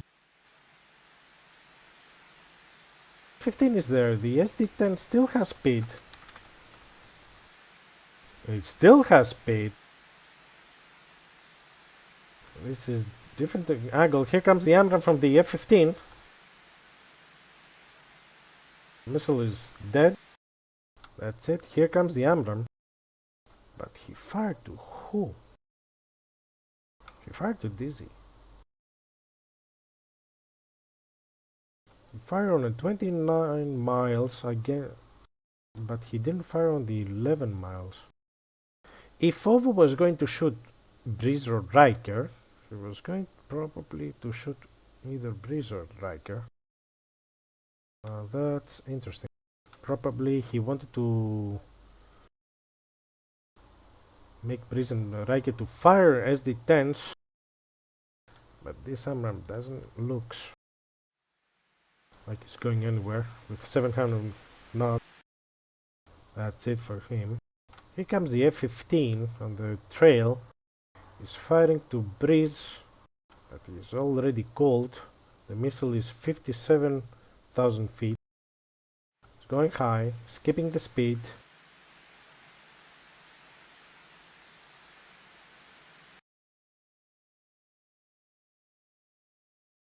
Is he keeping the target on the radar? No.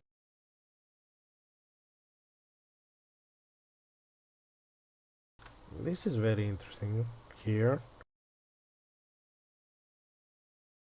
INSKY had the momentum with the two F-15s. Well, let's see. As I said, both teams are the one of the great teams I have ever seen in the matches.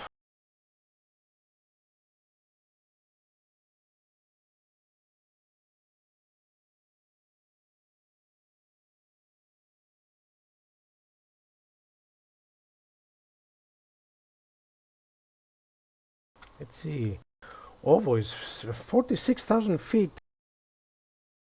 He's looking at somebody 16 miles. In 10 miles from this altitude, you kill everything. You just make TWS and shoot everything. Okay, here comes the AMRAAM. Doesn't go for Dizzy. He goes for Lasky. It seems he's going for Lasky. Let's see. Camera to the missile. It's tracking. It's high. It seems he's going for Lasky. Missile has still the energy. Passing the clouds. Here comes Lasky. Oh! Oh, it wasn't Lasky, it was going for somebody else.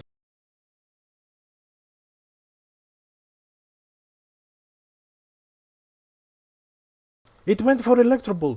Electrobull is down. Here comes the second F-15. -1 for INSKY. F-15 for 40,000 feet, firing an AMRAAM. He's going for Lasky. SD-10 dispatch from Lasky to 123. INSKY 123.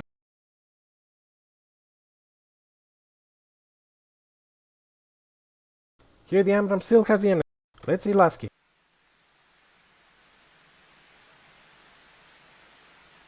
Lasky is defending. I hear the engine.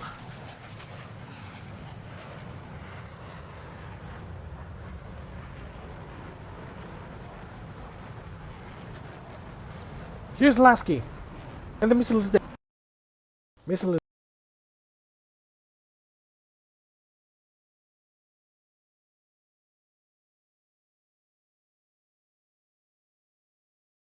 INSKY 6 players, ETF 5 players. Strange start from INSKY, but now it works, it seems. But the two F-16s on the right side, as you see, ladies and gentlemen, they're a little bit separated from the main group of INSKY. Let's see how it will work for them.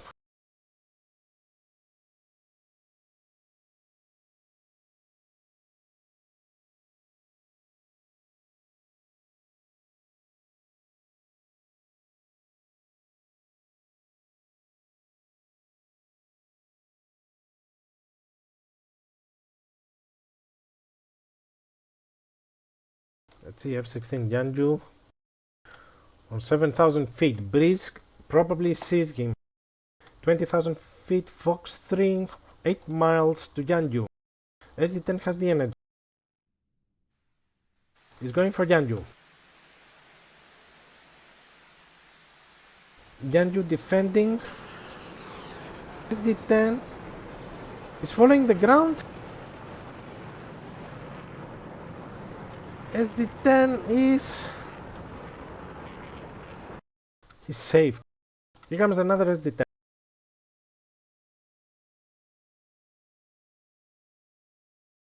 This SD10 is going probably to Weiwei.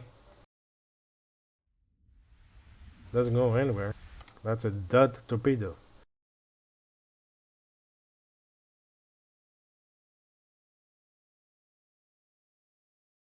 Oh, there are 4. 1, 2, 3, 4. Aspen, Breeze, Dizzy, Lasky. Riker is down.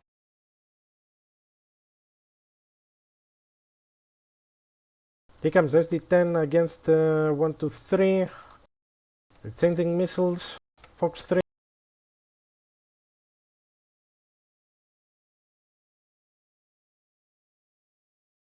SD10 is looking dangerous here. No, it's over. Here comes another SD10. It's going for the high F-15. It's going to be again the same like the first round, that the missile came from low.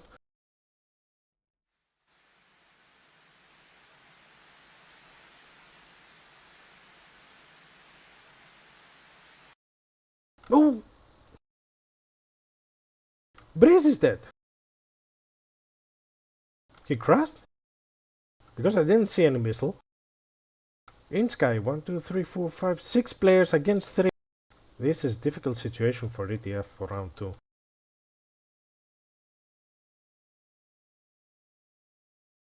F-15 Ovo with 47,000 feet. He's going with 2 Mach.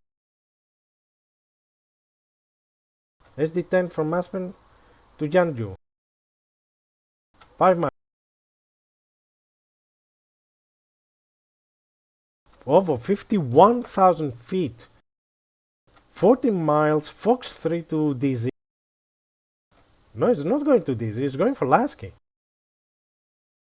Oh my god, he's going for Lasky. Let's see.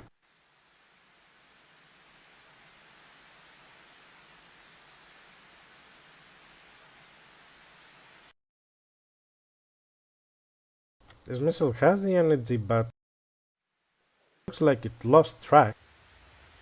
Yep, it lost track. It went like a dart. Okay, now they're pushing.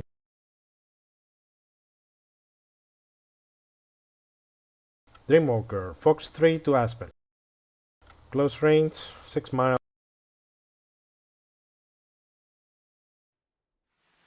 How it will go. To the fish.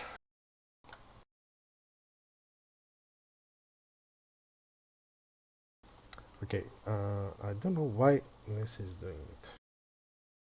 It should be changed also there. Yeah, the INSKY has 1. I don't know why it didn't change there. It's automatically. I managed to make it. He comes to 2 Amrams, 3 Amrams to Lasky. Lasky is in a trouble. Lasky defending. Here comes Lasky on the left side. He saved on the one missile, saved on the other one.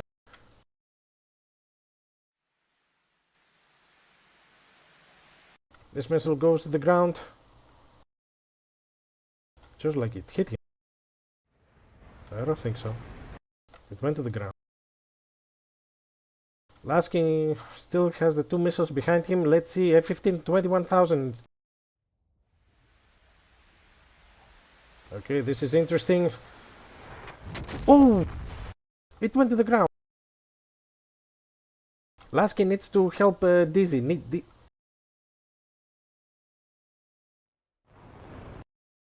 Here comes M9.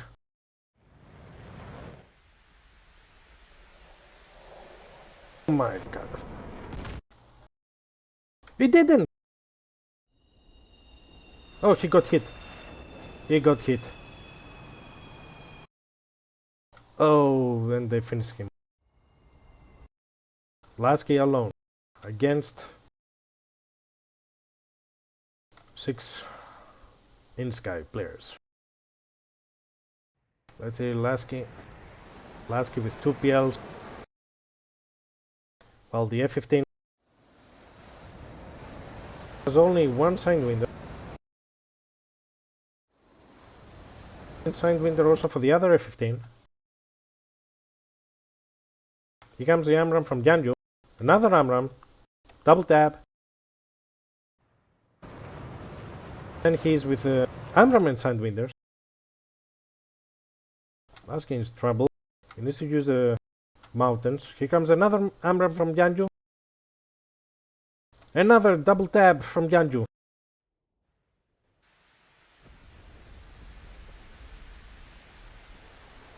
Oh! He managed to...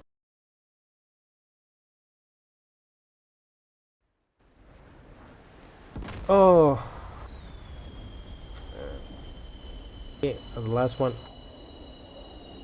Unfortunately, he evaded nearly 3 AMRAMs. Send them to the water.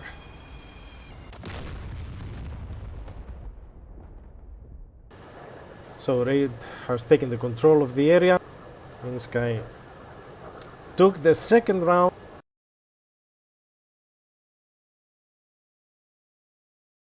And there are 6 of them. Congratulations to INSKY taking the second round. It's a tough fight. It's a very, very tough fight.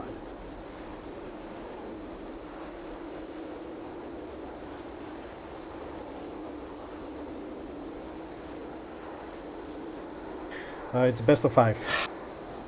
Derby is best of 5. So, what are the scenarios now?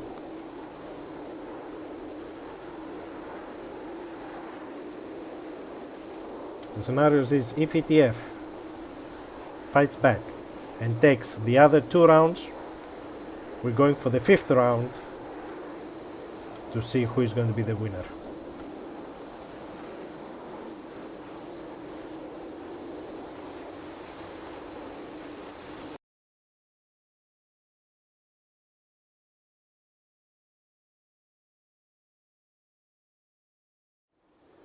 Around the F-15s, and give me 2 minutes before I'll put the tag feed to see what happened, to fix a little bit the giveaway again, because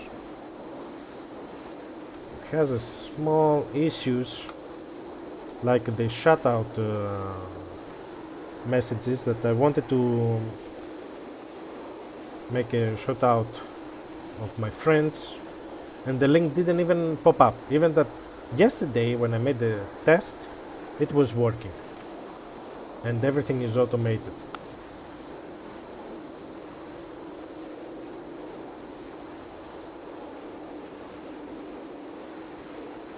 Okay, let's make it another one.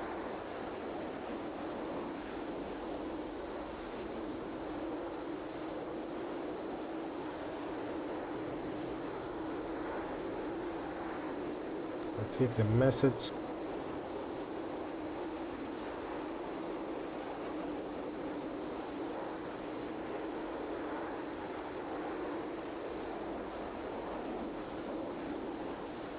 and the message doesn't pop up at all.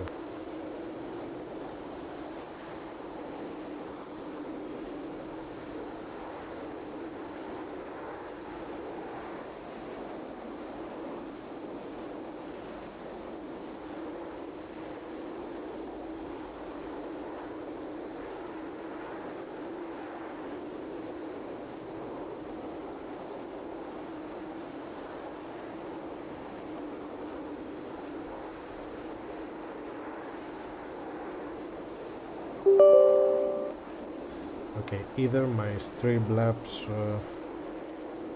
got a little bit stuck. I'm fixing it now. Oh. No one and nothing is perfect.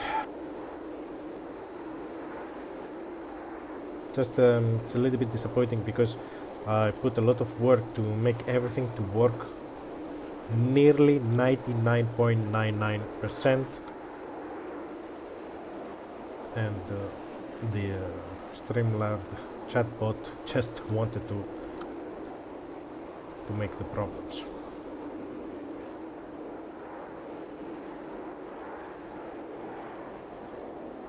Sorry about that.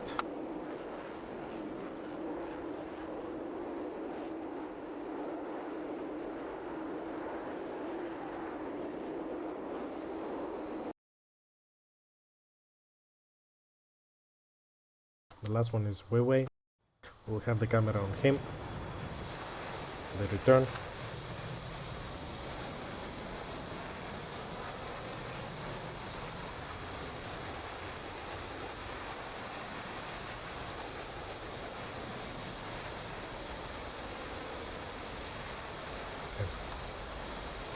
That's it.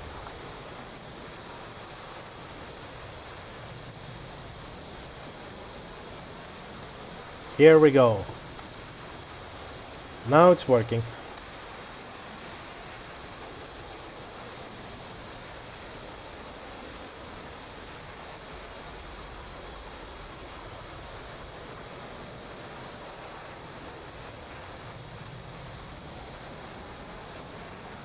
I didn't put timer. I'll close it a little bit before the close of the stream. I will announce the winner.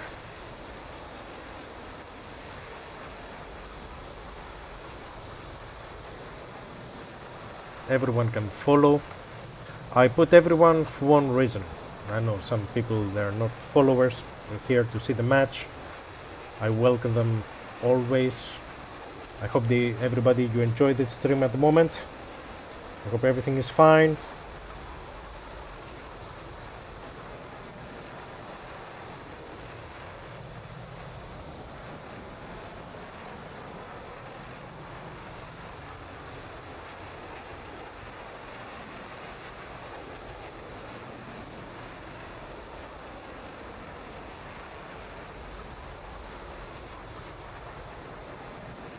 Okay, now that it's now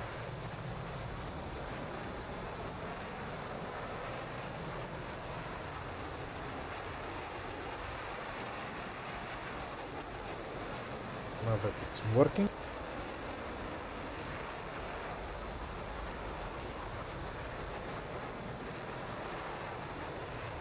Let's see in the beginning of the match on Tactio. What happened with the F-15s?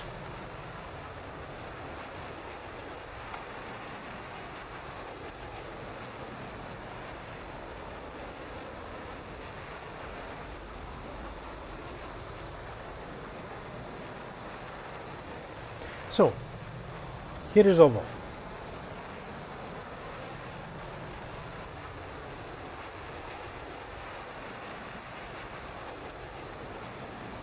He's reaching 1.8 of the Mach, but Aspen is firing him a missile SD-10 from 42 miles.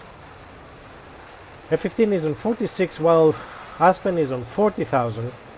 Here, look the distance between INSKY and Riker. 29 miles on this altitude.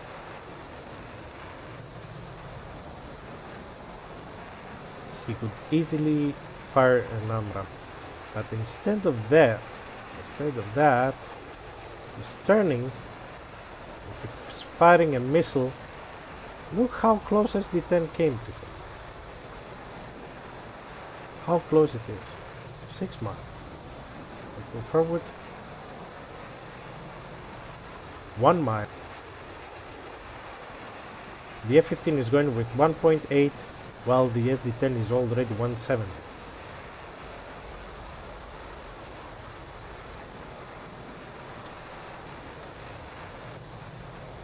But Ovo decided to fire to Dizzy and Electrobrew, then to Breeze and Riker, which is a really strange start, but the other F-15 on the back is coming high and fast. Look the difference. 1992 is in 1.9, 43,000. The F-15 1993 is still on 42,000 feet. Here comes the AMRAAM, but again it doesn't go for Breeze and Riker. Both F-15s shoot on the left side of the group, the left group of ETF. This is a strange start, very strange start.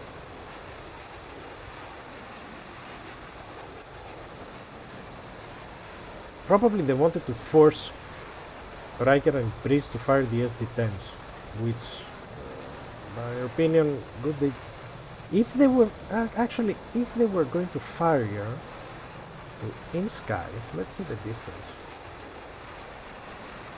30 miles, SD10, their lower is higher. I believe it was going to make a contact.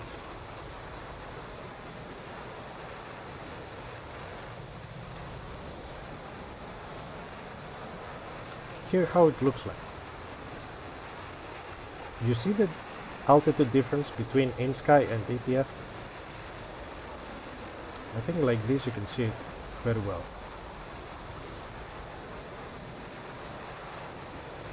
They allow the F-15s to be on 40,000 feet. 46, he fired a missile from 46. Which is going for electro ball. That was the first kill. Electro ball in that angle, he doesn't pick up a warning. Now he has a warning. But it was too late. 2 miles. AMRAAM is already on 2.4. Electro ball is 0.7. Of course it was going to contact.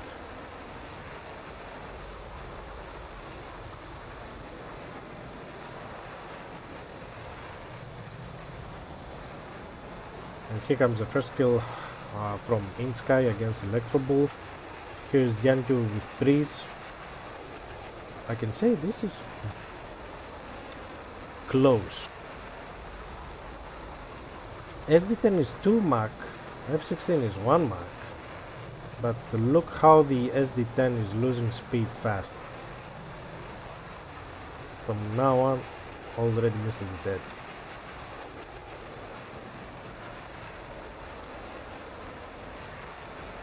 Comes another AMRAAM for Lasky. Left, right for Lasky. 0.9, 1.1. AMRAAM now is looks like a torpedo holding a submarine in a low speed. And that's it for this AMRAAM.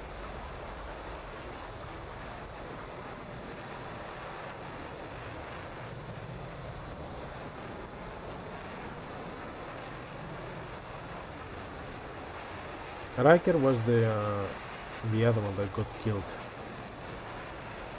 Which, let's go here. See with what? From Ovo. Ovo was already 43,000 feet. He's firing the AMRAAM to Riker. Riker is in 0.8. AMRAAM is in 4 Mach, 3 miles. 4 Mach, 3 Mach now. He couldn't evade that one.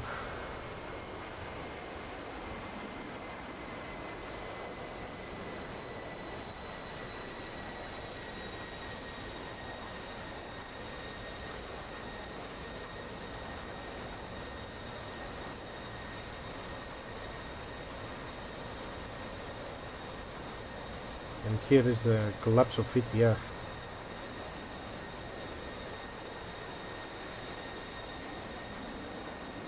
Next one, it was Breeze, again from F-15. F-15s made all the kills.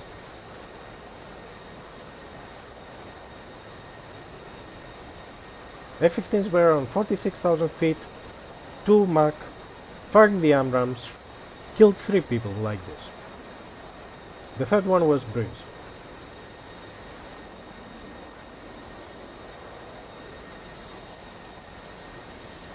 This is very interesting here. A close 5 miles out, SD10.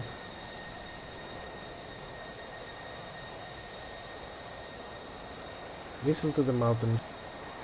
Lasky DZ Aspen was the last. Here comes again. Ovo. F-15. AMRAAM away.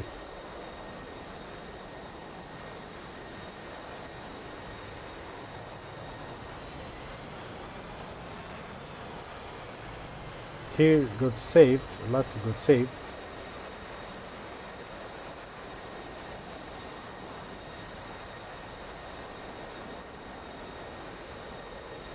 Here comes, look this.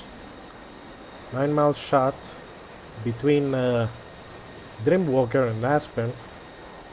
12,000 feet of Dreamwalker, 2,000 feet of Aspen. Speed 1.2 for the F-16 against nearly 1 Mach. Aspen here is trying to... Oh, he crashed! He crashed on the ground. Oh. Oh.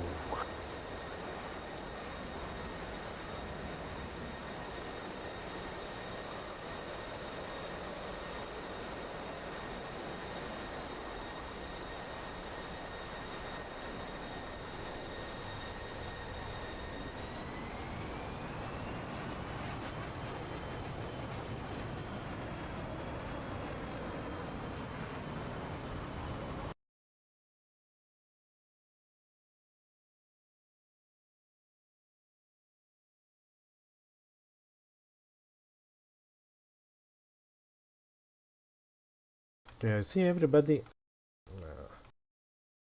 Here comes F-15 again, Ovo against Dizzy.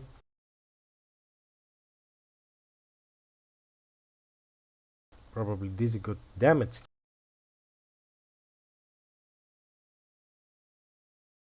Another AMRAAM. AMRAAM looks that it made contact. This is proximity fuse.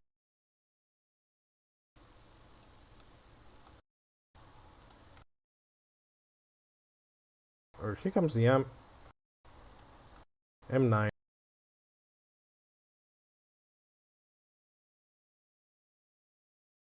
SD-10.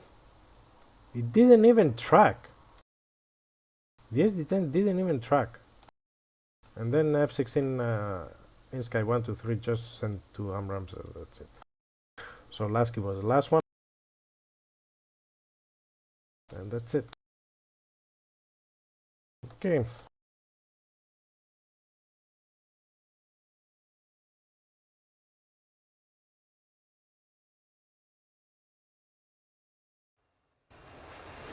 Let's go camera to INSKY.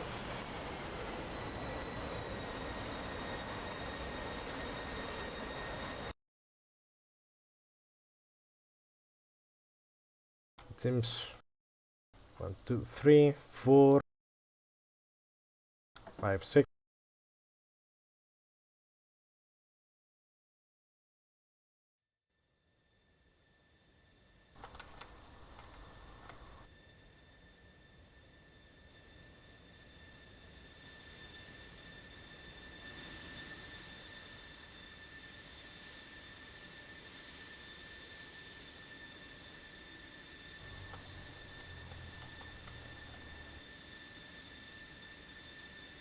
Comes the last 2 F-16s to land.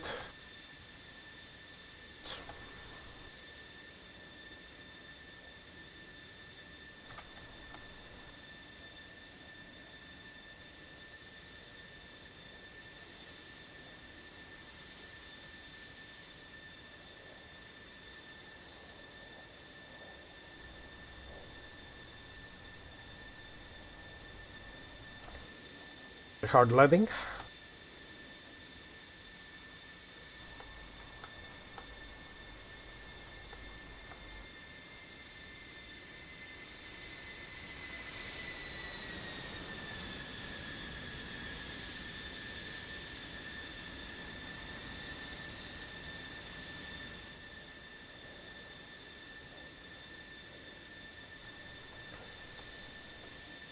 Here comes the last F-16 from INSKY.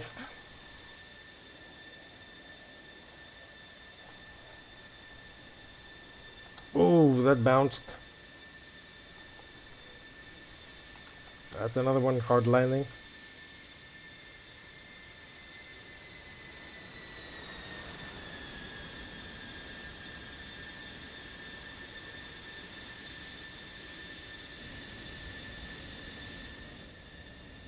So, all INSKY on the ground.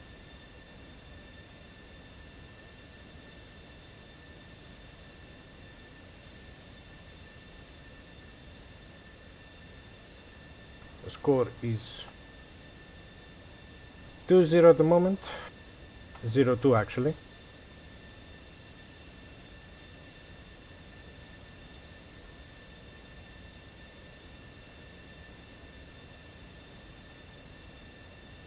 Restart of the server now.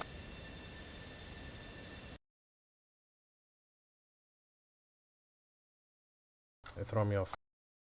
That's okay.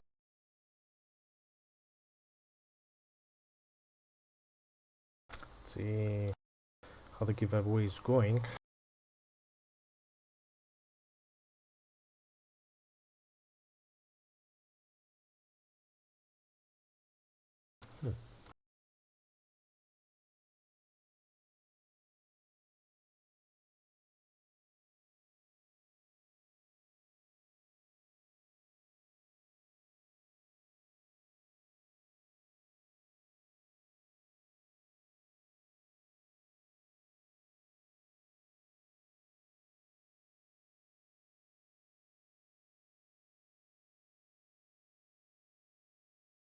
MiG 31, I would take.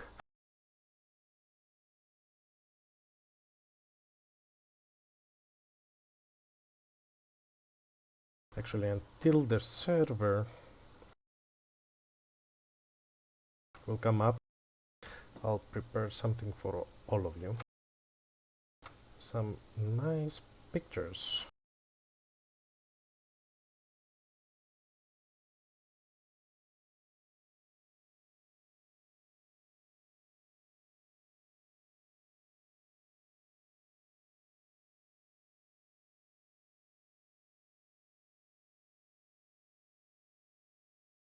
Oops, sorry. My mistake.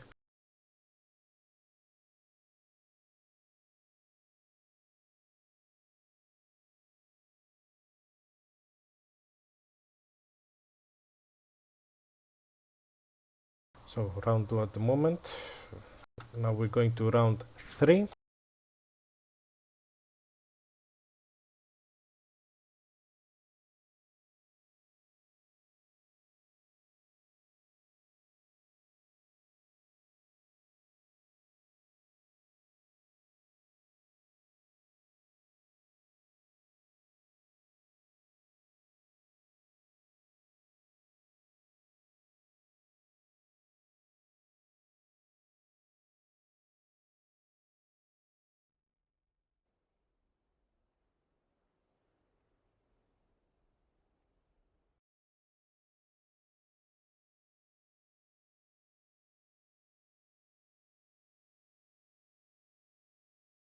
Everybody excited?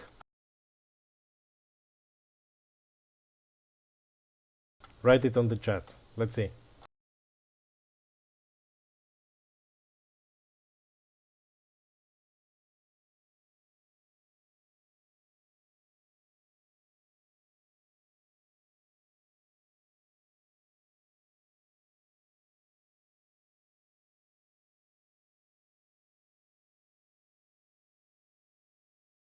Yes. Well, I have to ask a friend if they're excited. Let's see how they feel. You gotta love this kind of excitement, don't you, Monty? You took the words right out of my mouth.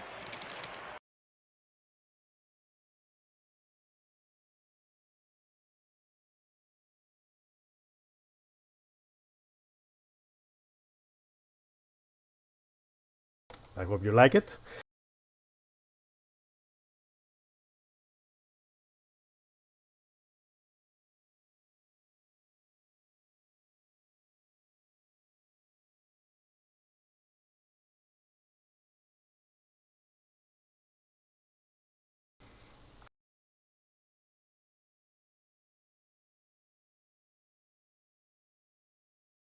Okay, we're waiting INSKY now to connect. Camera to Porto Natales.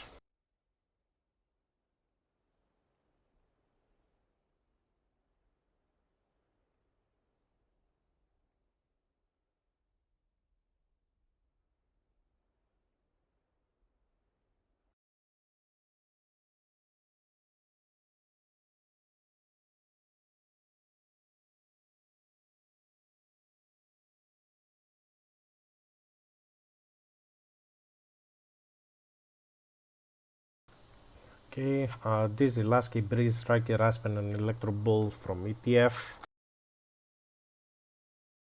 Full Jeffs. Here comes INSKY now, they are going to connect.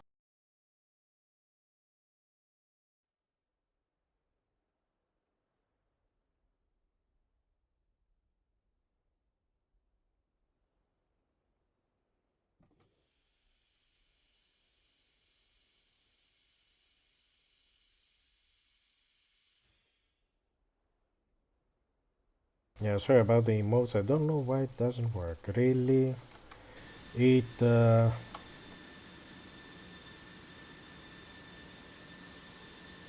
crazy at the moment. Change the settings maybe 3-4 times until now, even for the previous streams, still doesn't. Oh, here comes.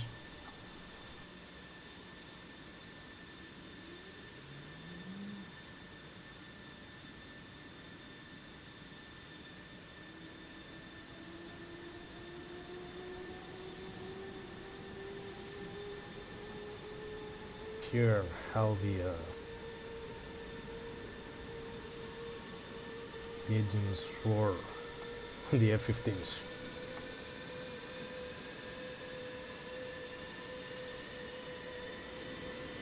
Whistle still doesn't work the giveaway. Oh Jesus.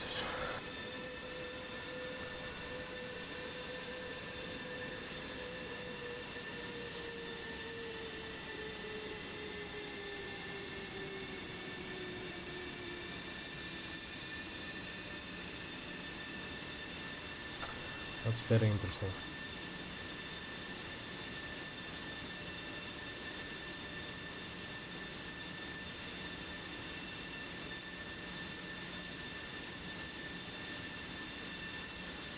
Really, this is very interesting.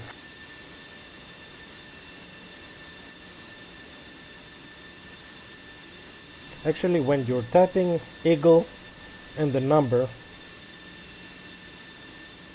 it should be on my list.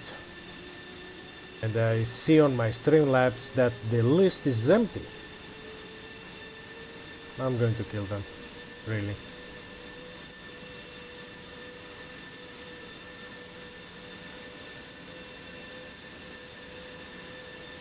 Well, let me try.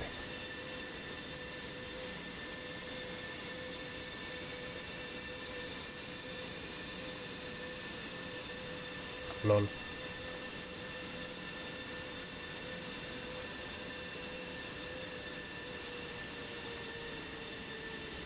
Okay, that's interesting.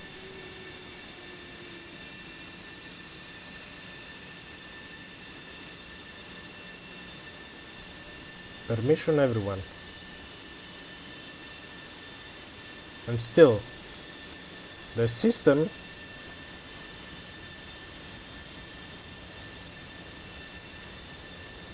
I'm planning to give the Strike Eagle nearly a month.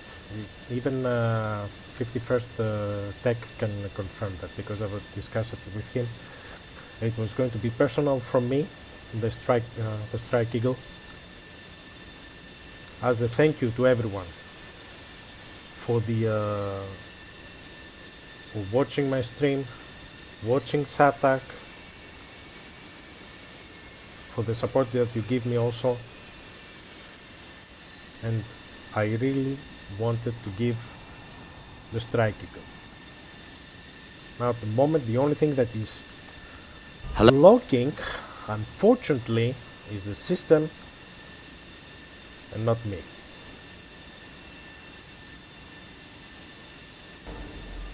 Hello there.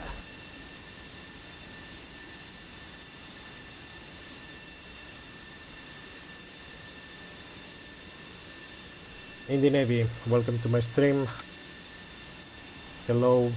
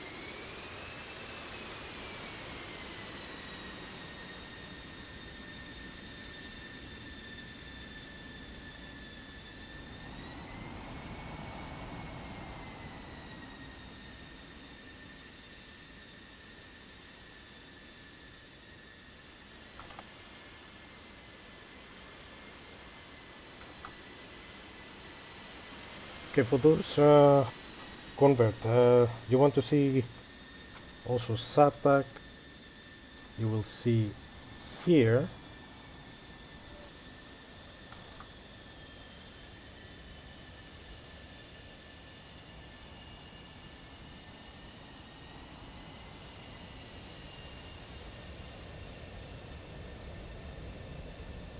I had a small delay, my Google Drive got full and I couldn't upload to SATAC there's 2 matches. I'll do it this weekend. Also this final is going to be uploaded to my YouTube channel and on SATAC channel. On SATAC channel probably 1-2 days difference.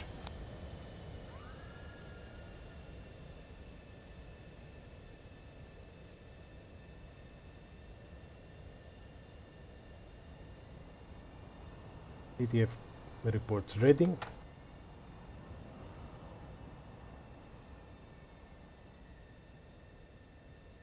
You're connected now.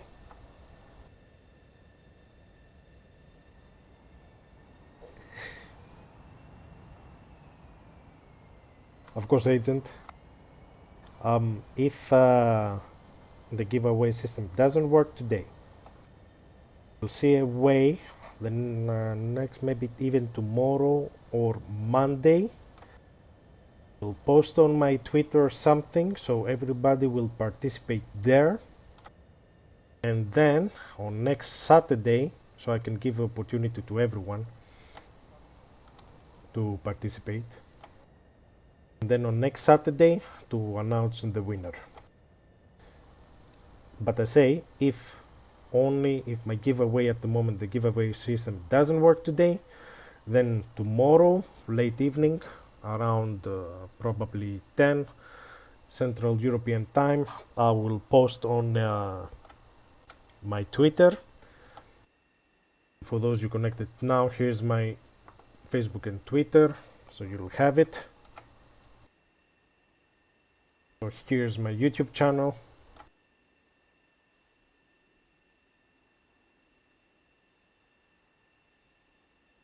Okay, INSKY ready.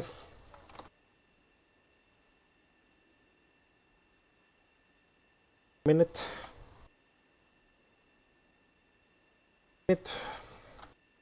for either the last round, or if ETF comes back, to extend it for another 2 rounds maybe. Let's see how it will go.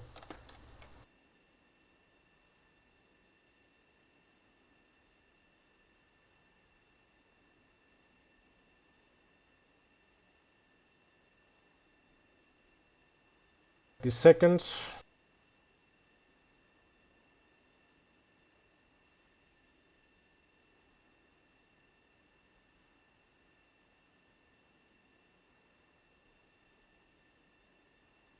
We go. Round 3, SATAC 2022 Grand Finale. 10, 9,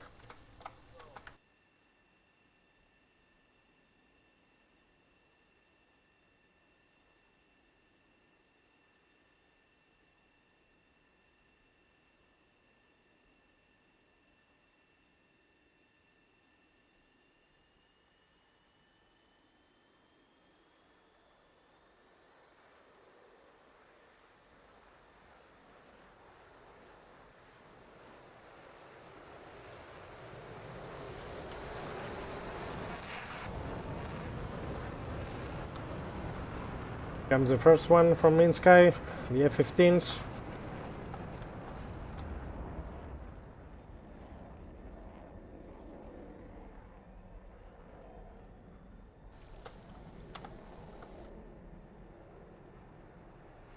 Seems INSKY is taking off one by one.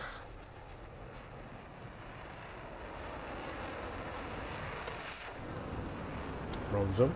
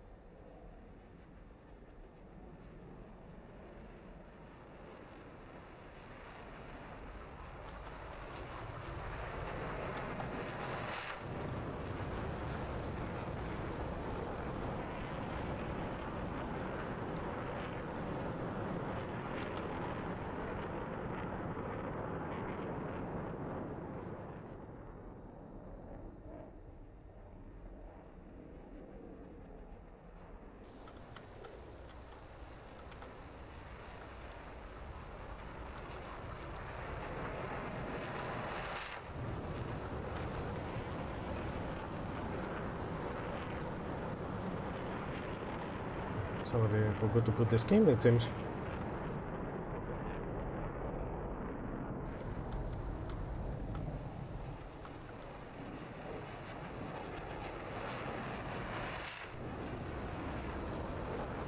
And the last F-15 from INSKY.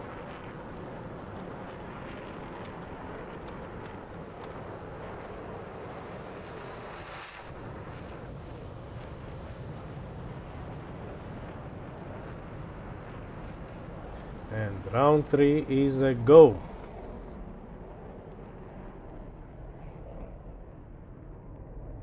As we say,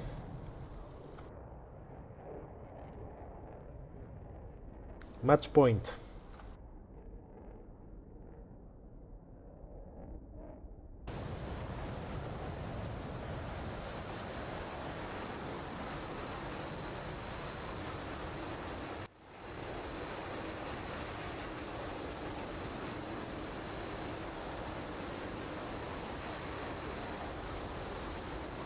For those you connected now, SATAC 2022 Grande Finale, match between ETF and INSKY.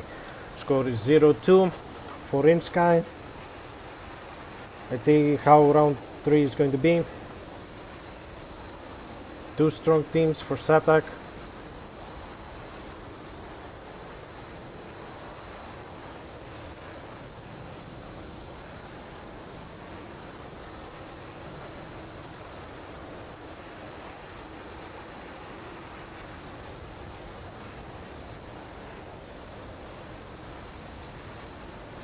Okay, latest news at the moment, which I have to apologize to everyone. The giveaway, it seems, doesn't work. So what I have to do is to post something on Twitter tomorrow around 10 p.m. Central European Time, or if you want like 8 o'clock Zulu, which will be open for the whole week.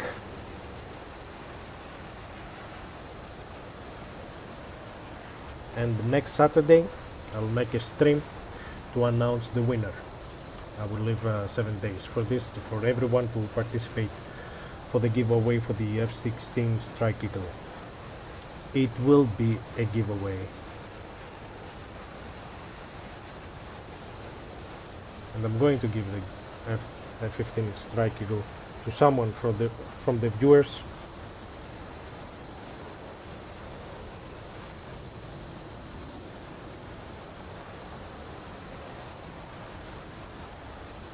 Actually, let me do this. Let me try one more time. I'll close it. Yeah. Let me see. Does it go to the chat? Or I'm going to laugh now. No, it doesn't go even to the chat. So giveaway doesn't even work at all.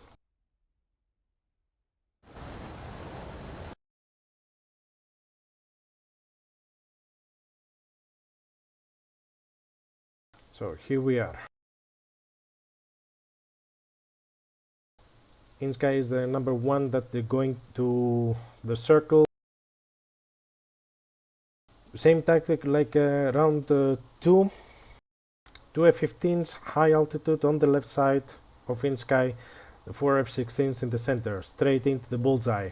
While ETF is going to separate it in 2 groups, 1 left, 1 right, 3 ship, each of it. With Aspen and Lasky is going to be like bodyguards, trailers on Dizzy and Electro Bull. For Lasky is going to be bodyguard for Dizzy and Electro Bull, while Aspen is going to be bodyguard for Riker and Breeze. Okay, let's see. Match point or extra round? What do you believe, everyone? Write it in the chat.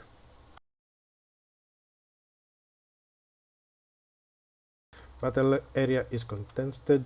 Battle area control is neutralized. Fight is on.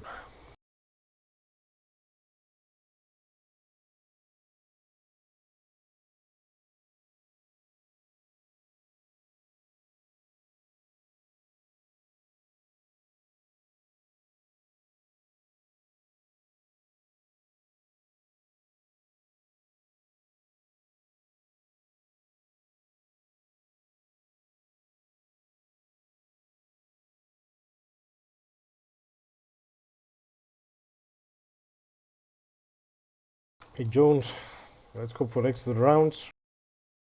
We will see. The pilots are inside the aircraft. It is as we say in football. Ball is round for 90 minutes. Nobody knows what will happen until the last whistle. This is what it is now in round 3. Either ETF comes back or INSKY leaves with a trophy.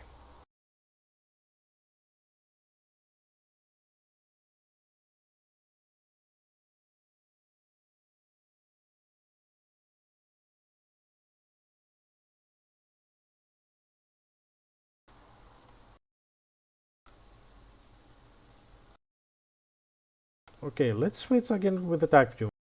I try load ETC. Unfortunately, again, it doesn't work. Let me check again.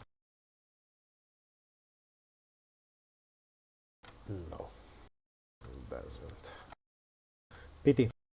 Pity. I wanted to show a little bit how load ATC Advance is working. It's an amazing program. Here comes an SD10 long range.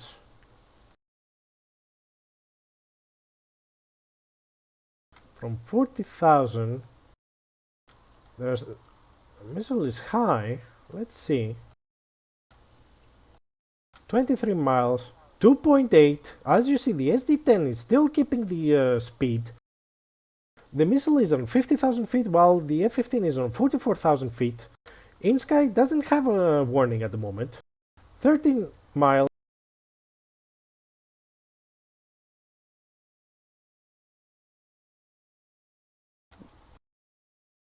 Let's go to the missile.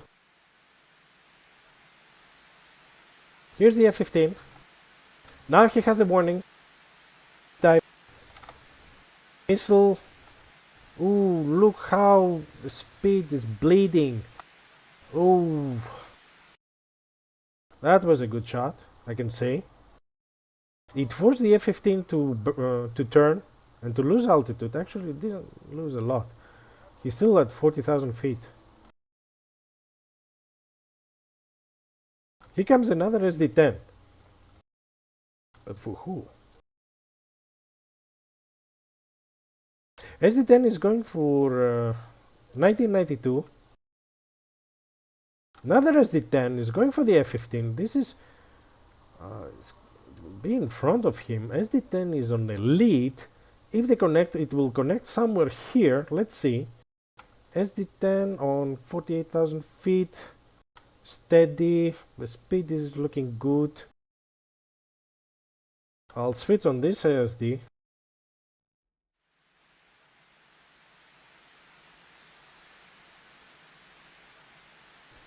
You see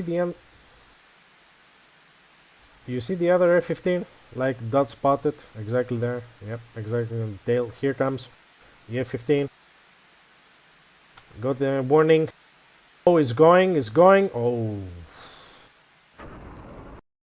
speed of the F-15 is saving. We're saving them. 3 missiles gone from ETF.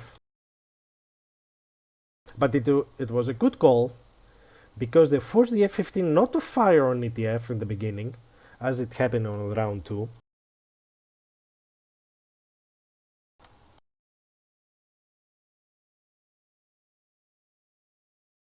Thank you.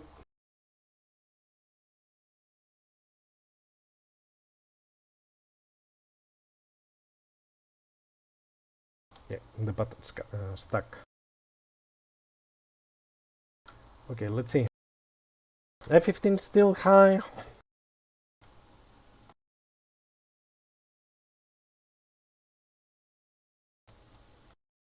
The speed of them are... The F-15s are going with 2 Mach all the time. Now, here's the mistake. Lasky now is hot. Breeze is alone, but Riker also is hot. And not to look, but he's low, and the INSKY 123, he's on 20,000 feet. Probably he's watching them. 16 miles. This is going to be interesting. The F-15's 1992 is going to press now. The F-16 doesn't take the shot. He's breaking off. Probably he was watching breeze and then disappeared. Here comes an SD-10, low to high. 90 miles. Let's see.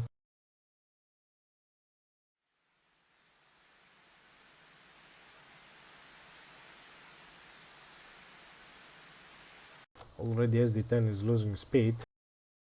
Now, let's see, the F-15s here on the right, it seems they're going to flank this group, Electrobull, Lasky and Dizzy.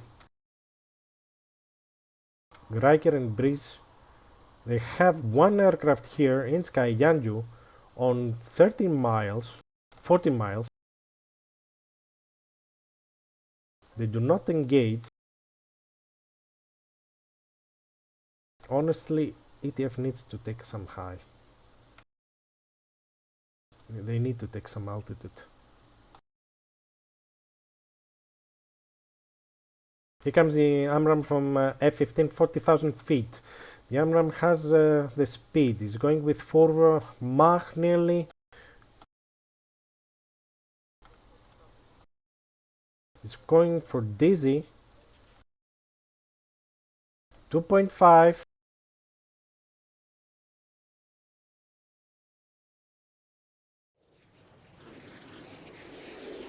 And here comes the first kill.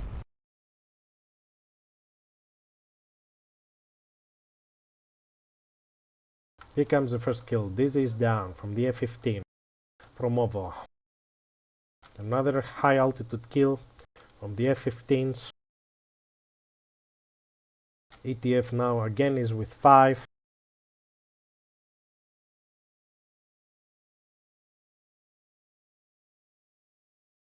Now look, Dreamwalker, 1, 2, 3.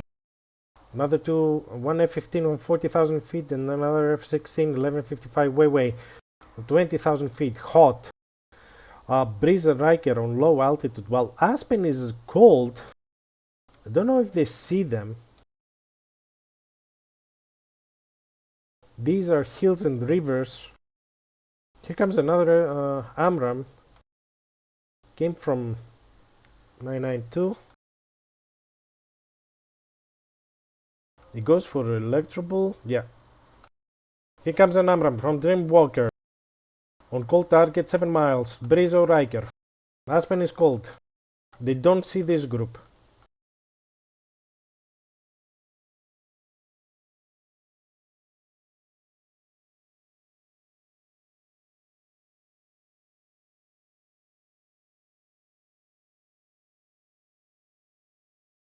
Let's go to this AMRAAM. There's no factor on that one. Battery is over. Here comes an SD-10. It's going for the F-15. But for which F-15? Here comes an AMRAAM. 40,000 feet for Lasky. Lasky needs to defend. Here they're a little bit in trouble. Breeze.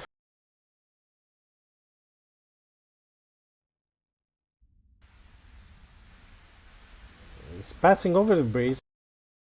He's going for Aspen or Riker. Breeze is down on the hills.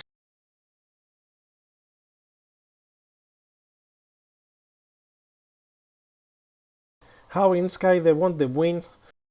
Either ETF needs to make INSKY to expand their AMRAAMs or to fight them.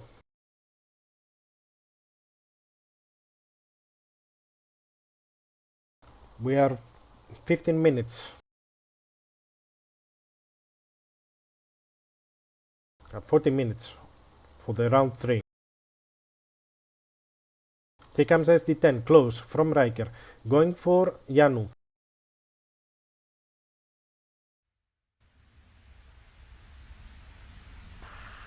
There, let's see. Look how the speed is. Oh, and that's it. That's a wall.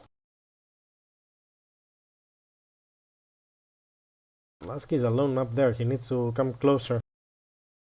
SD-10 from Breeze. Another SD-10 is going for Dreamwalker or the F-15. Here Comes an AMRAAM. At the moment, they're forcing them to fire the AMRAAMs. Here comes a trouble for Breeze.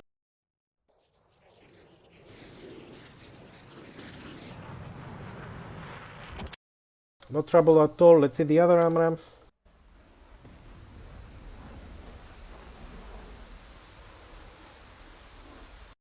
No trouble again.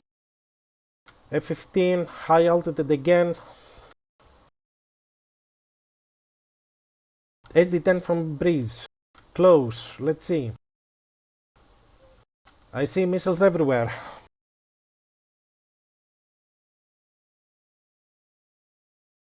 AMRAAM is going for Aspen. SD-10 is going for, I hope not to Breeze. Here comes the F-15. Altitude 43,000 feet. Nearly merged 5 miles with Breeze. Here comes the AMRAAM. He's going for Aspen. Doesn't see Breeze. Breeze doesn't see OVO. SD-10. He saw him. He's coming underneath him. Here comes the missile. Oh, it passed him. It just passed him.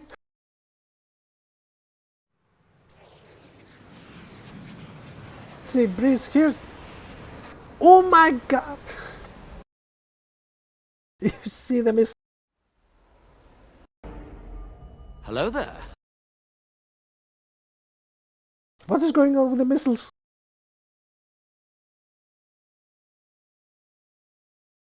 Hitsbad, thank you for the follow. Welcome to my stream, my friend. You're watching round 3, SATAC 2022. Here comes Yanyu, AMRAAM, F-16 against Riker. Riker with PL-5. I don't think it will connect. AMRAAM is going for Riker. Riker probably is using already the mountain. He's still tracking. Oh! It tracked him.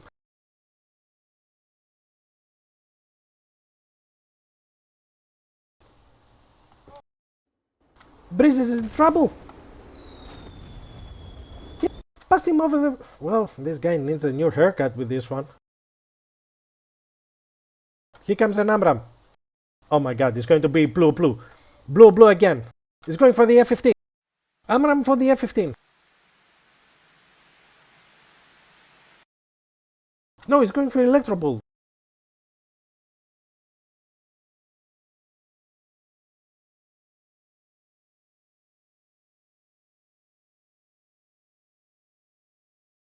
ETF is fighting. Yanyu is boxed between Lasky, Breeze, Aspen. Electro Bull, if he turns hot, they will have problem. 3000, Lasky on Yanyu.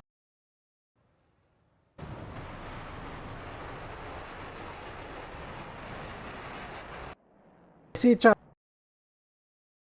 SD-10, oh my god, he's going for Lasky. Aspen is making a red on red. Oh. That's a mess here. AMRAAM to Electro Bull.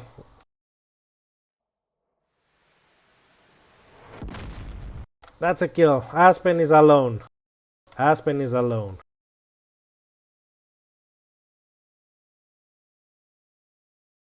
Aspen is alone against 4.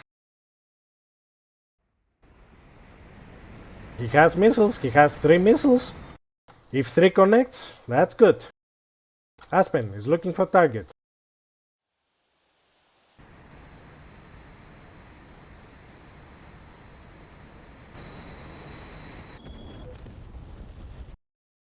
And here was a small lag. Can you dispatch him with a missile? And blue has taken the control. INSKY wants around and wants the game.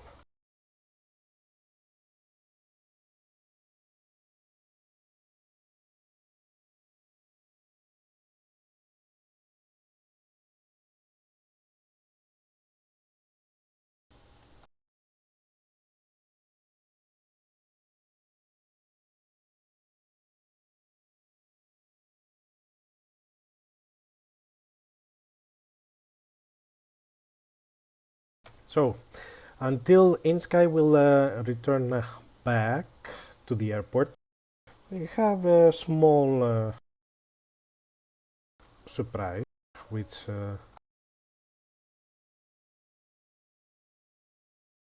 give me a sec. So, we're going to have an interview with Prowler and Spectre. Tech is going to make the questions. So let's go.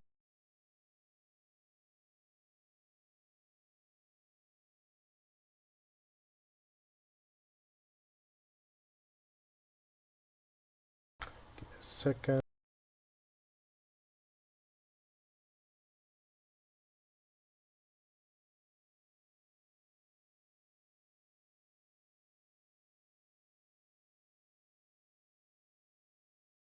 All right then. Hello. Hello Tech, hello Prowler, hello Spectre. Prowler just stepped away for a moment, so it's only me at the moment. That's okay, no problem at all. Hello everyone that you're watching the stream at the moment. Tech is going to make the questions. Here we have as a guest from Razbam, Prowler and Spectre. Tech is going to make the questions, the interview for Spectre. So, Tech, it's all yours. Hey everyone. First of all, I would like to thank all who has been participating, all the squads and everyone who has been working behind the scenes. Grateful for everyone. It's not that easy. We're kind of tired now in the end of the season of flying as well as running the SATAC. On top of that, we would like to thank all of our sponsors who Rasbon and Hitler, Deca, ED, Magnitude 3 and TACView, as well as Lotec ATC. I hope I didn't forget anyone, but any support is helpful, and trying to promote the multiplayer community.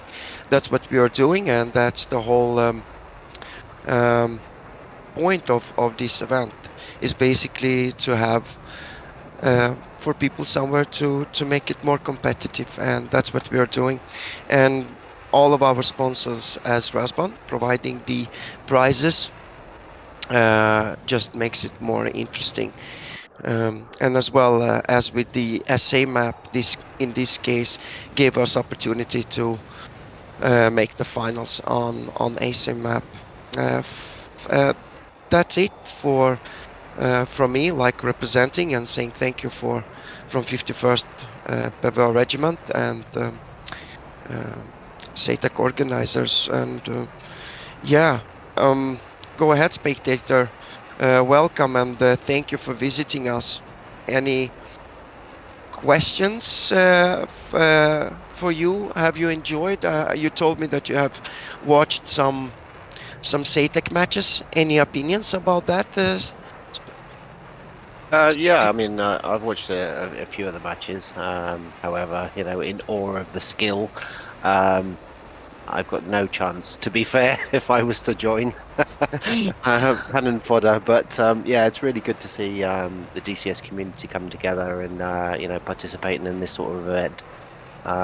Just makes everything worthwhile. In you know, my personal opinion, I don't fly single player. I only fly multiplayer when I fly DCS, because it's about the community and having fun with your friends. So yeah, that's what it kind of is. I mean, at least when behind the scenes, I mean, when we're doing the squads and things like that, there's so much more interaction with people themselves rather than just flying, and that's sometimes can be a challenge in itself, as yeah. you know. Okay, we could. I mean, I'm quite sure. Tiger, could you help me out if there is any questions from the stream? This would be a good idea for everyone to kind of make your questions and, you know, just go head on and write on the stream what you want to know.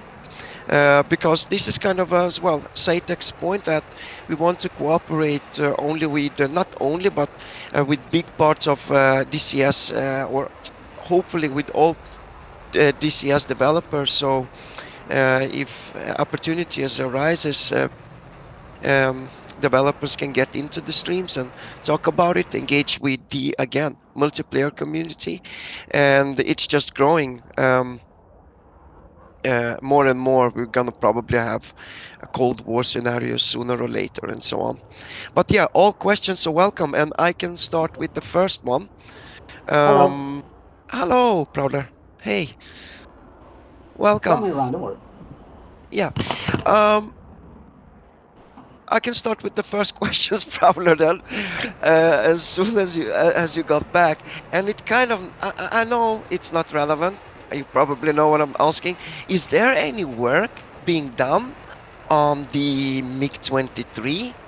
I know it's not relevant, maybe, but we'll get to the F-15. Well, yes, actually, the MiG-23 is being active development. The problem, basically, with it is that the guy doing it, uh, he got problems with the COVID-19 pandemic. For now, he's up to speed. He's uh, he's always trying to do the 2D model a lot better, and right now he's in the UV mapping phase. So we're expecting it to start getting to coding pretty soon. By pretty soon, I mean uh, maybe less than a month. Oh, interesting, interesting.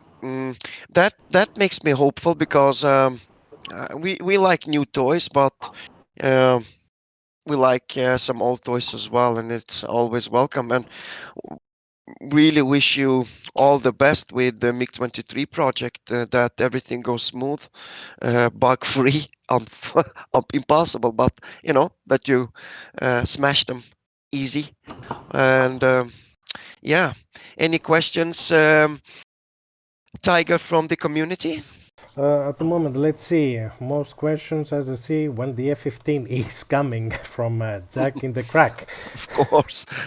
Everybody, Early access is happening very soon. very soon. For me, it's enough. The I'll tell reason you I'm this. not giving a date, the reason I'm not giving a date is because, as you know, in software development, you never give actual dates because something can always go bad. So we don't want to set exact date and then we miss it. It happened before when we make the actually pre-order. We miss it like twice. Wasn't our issue. Wasn't us. Well, it actually wasn't even ED as well. It was just something happened and we couldn't meet it. That was it for the pre-order. So now we have a date set. It's coming pretty fast, and we hope it will be met as we have planned. But so far, everything is going as a schedule. Yeah, I bet the community that's what they want to hear. That everything is going accordingly to schedule. Some are making a joke, so 2 weeks, but a week here, a week there, or in DCS world, it's not a big deal. As we know, some have been waiting for the models for 17 years now. Well, we announced this aircraft in 2002. There is something kind of a misinterpretation around the 15 Israel Eagle development. We announced it around 2012, if I'm not wrong. It was supposed to be our first aircraft in DCS back then. Hmm. But back then, DCS also was not ready for such an aircraft.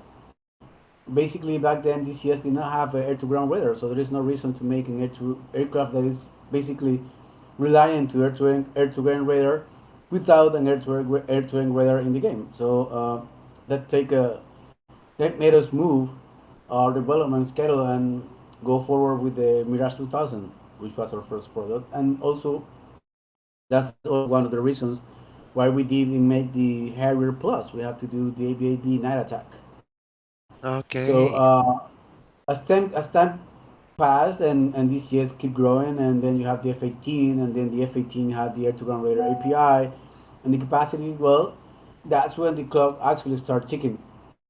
So to be fair, The F-18 Star Eagle has around just 3 years in developing, active development, because all the 3D work that was shown in 2012, uh, it's obsolete by now, so we have to redo the cockpit and everything. So it's just been 3 years in development. That's the truth. It's not being in 12 years in development. It's not being 10 years development.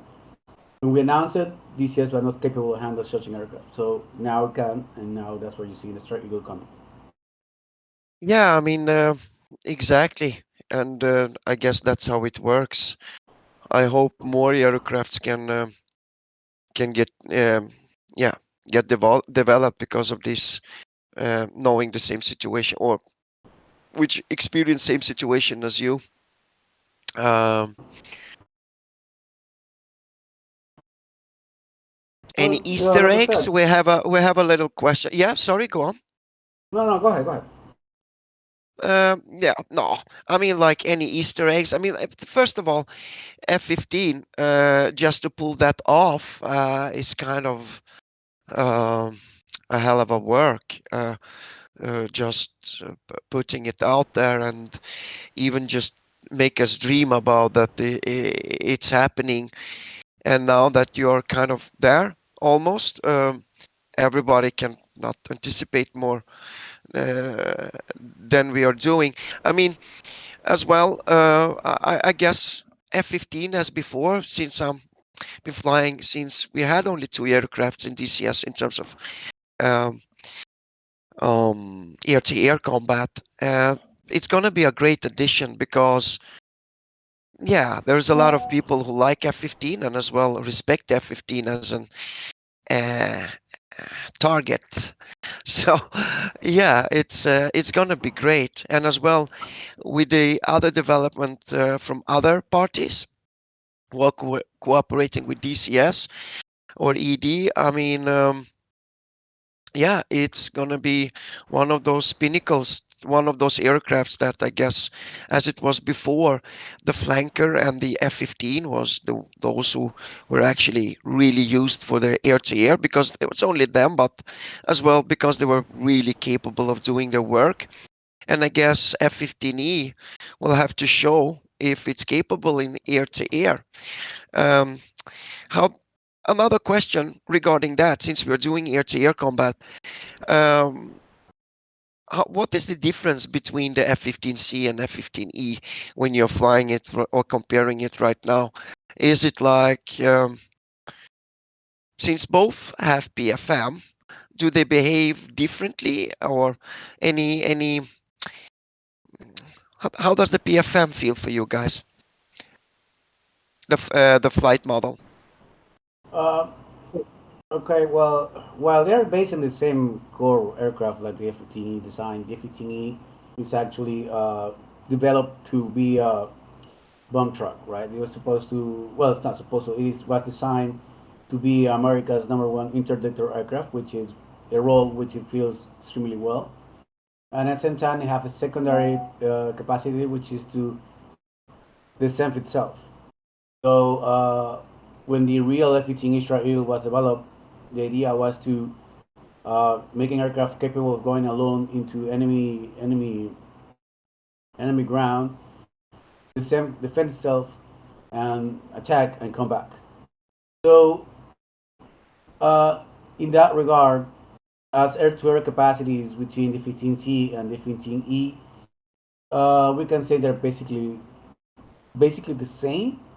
But as fly modeling, there is some subtle changes because the F-15E is heavier, and while it does have all the same awesome design characteristic of the 15C, it's definitely a bit more sluggish, so to speak. I mean, I the see. 15C might be maybe a little bit more agile, I but see. not by much.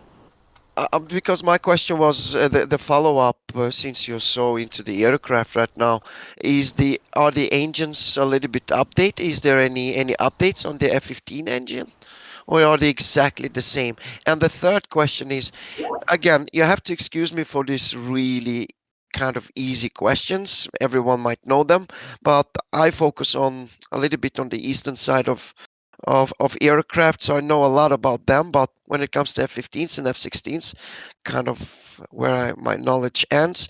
Um, can you remove those tanks that you have on the side, which kind of make them a You're little talking, bit heavier? you're talking about the CFTs, the conformal Yeah, fuel tank. yeah, Okay, this is, like this is discussion that's been around the internet, like I think since we started showing the plane out, and an article came up somewhere in the internet as well. uh-huh. In the real aircraft, you can move them, you can take them off in the real aircraft, but the practice is very, very rare. They take out the conformal fuel tanks out of a F-15E Strike Eagle. I'm talking about the 15E. Yeah. Usually, they can take it off because they have some kind of maintenance. They just come from depot maintenance or something like that. But Ah.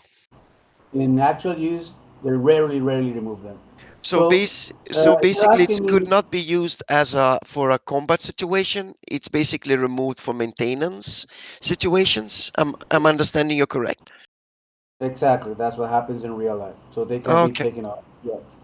I see. But when you take them off, you also, if you take them off, you also take off some uh, hanging points for weapons, and that include more air-to-air weapons.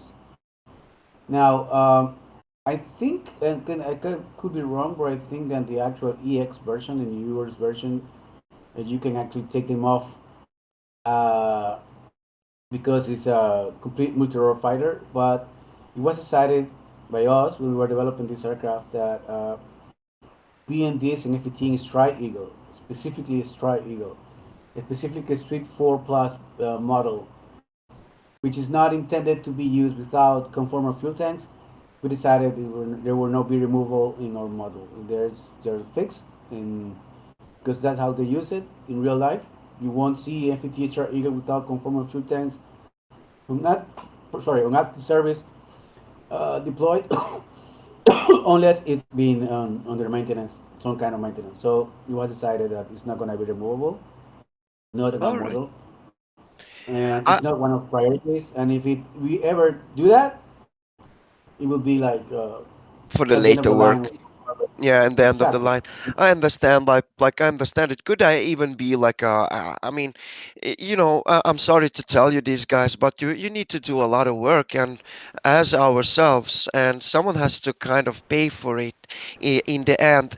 And our community is kind of small, and yeah, we are not like, and as you know, the world develops in different stages, and people are buying virtual clothes to their shooting characters. So I mean, for you taking some payments for an add-on for the F-15 to later on the line to compensate for some of that work, I don't think anyone would see it as a So as you're just anything like wrong, because it's kind of creating like acceptable today. a model without the CFTs. Sorry. Do you understand right? Yeah, I What was mean, the question? the question was like you were saying that you would will do that later on, and on the on the later Okay, stage, if if we yeah, ever decided to do it, yeah, it would and be I'm saying. at the end of the line.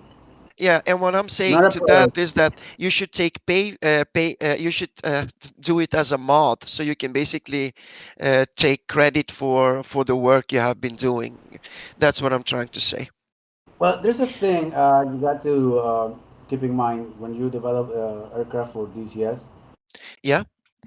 Functionality of weapons and weapons points in the aircraft, it's quite complex. Okay, so let's see if we say, okay, we want to make removable CFTs. Uh-huh. That will imply that we also have to make all the logic for the weapons that be used in the hard points. We have to change. That will mean also that everything is interconnected. That will mean also that you have to change all the logic inside how the weapons are handed to the plane, released from the plane, or in case of emergency, they have to be ejected from the plane. So this is a huge thing around. So it's not something that you can make like a mod when you make them disappear. because they are an integral part of the aircraft. And actually, CFT are where all the air-to-ground weapons are hanged from. So it's not as easy as a 3D change. I mean, if it were like that, we would have done it a long time ago. But it doesn't work like that. So Yeah, I um, understand. And as well, you need information about the what's happening, I guess, when you do those things and so on. Any further questions, anyone? Tiger, do I, we have I anything from I the would like community? to make a question, and I'll show Yeah. it also on my stream. Uh, I have it as a slide, so the pictures you send us about the SA map, the work that you're doing. Can you tell us a little bit about this? Yeah, so quite a few of the cities for the South Atlantic map, when we first developed them, they weren't that realistic because obviously with COVID and stuff like that, we couldn't really get any good reference. But we've since been able to get that reference, and we've started to redo all of the cities across the whole map with a different technology. Um, and also with new custom POIs. As you can see there, there's the hotel and new piers. So basically, performance won't be as bad. Although I haven't actually experienced poor performance on the map. That's probably down to I've got a 4090. But with for those people nearer the lower tiers of hardware, it can be a little bit challenging, especially on all I maps. understand when I have still the 1070 Ti. Yeah, yeah, yeah. But yeah, so yeah, we're working hard on creating, tons of new assets, As I new. see from the pictures, it looks very nice. Yeah, it's completely More different alive, technology as well. yes. Yeah, it's more true to life, to be fair, especially with the street layout and all that sort of stuff. So yeah, it's going to be a really good addition, and it'll be a free update as well to the map. So which is really really good. This is going to be just a question from my side. I would like to add something. Yes, of course, of course. Okay, I just reading and actually watching the online stream. I have seen two questions. One says the aircraft have any lots. Yes, the aircraft have all the level of detail needed to have a really good performance in the game. Is already ready for that. We already have a collision model. We already have a damage model. We already have ejection seat model. So when you eject, you see the actual ejection seat from the aircraft. We already have pilot model, VR cockpit pilot models. Anything you need 3D wise is there and it's ready for being used as a final product. So whatever 3D art that we have to make or will be made in the future will be enhancements. But as it is for early access, you will have all the 3D in the 3D side of things completely workable. I mean, lots, whatever just said, damage model, everything already there. Perfect.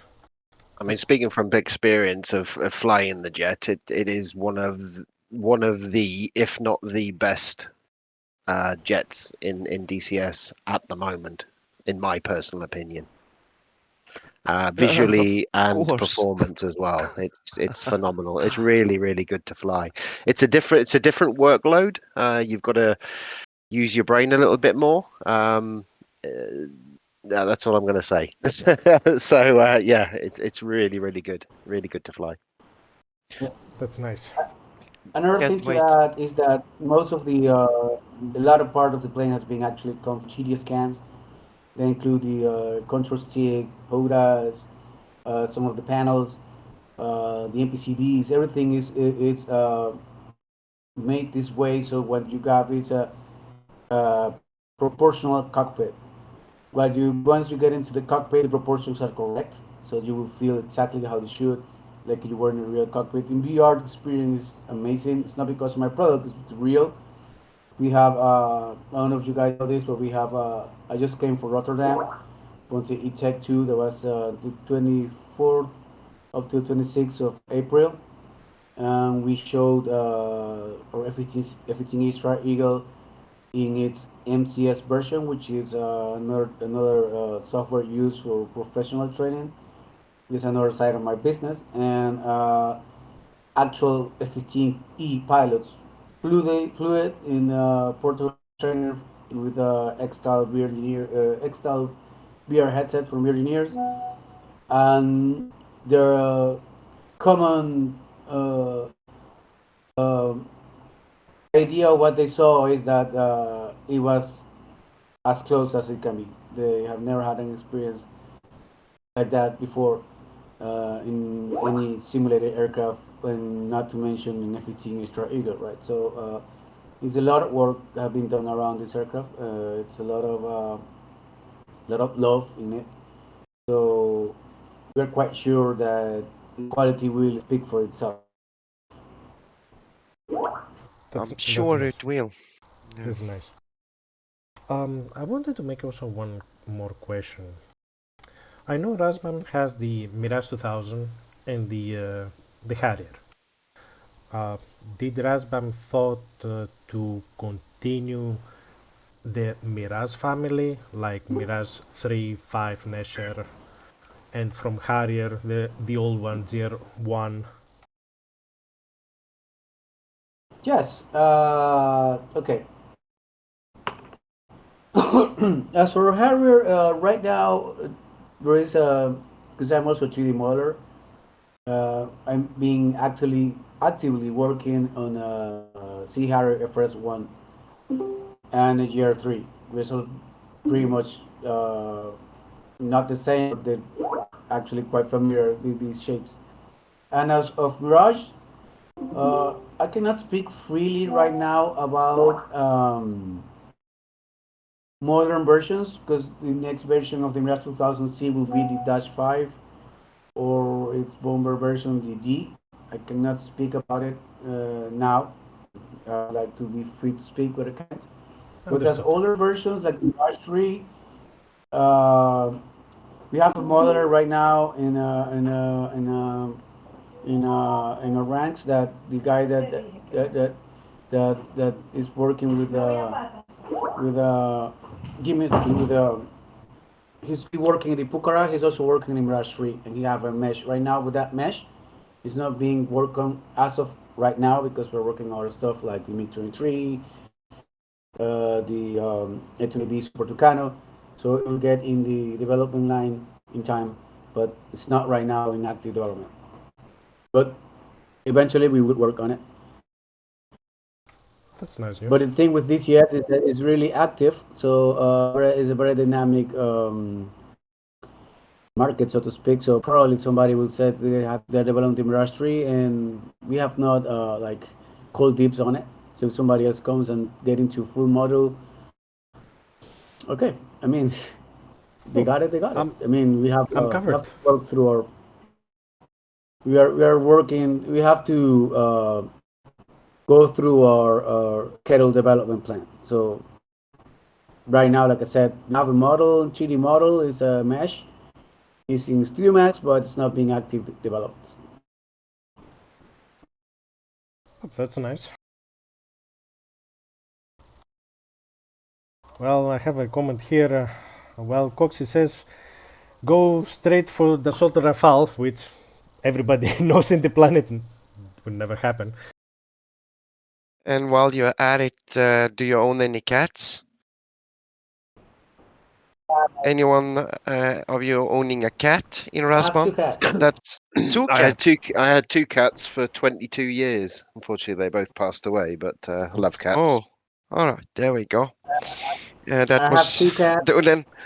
Both both are rescue cats. I have two cats, two dogs, two turtles, and I think like a fish. I'm not sure because it's in a pond. I'm very animalistic person. Oh, cool, cool. Yeah, that was the question from Coxie, so we get that out of the way.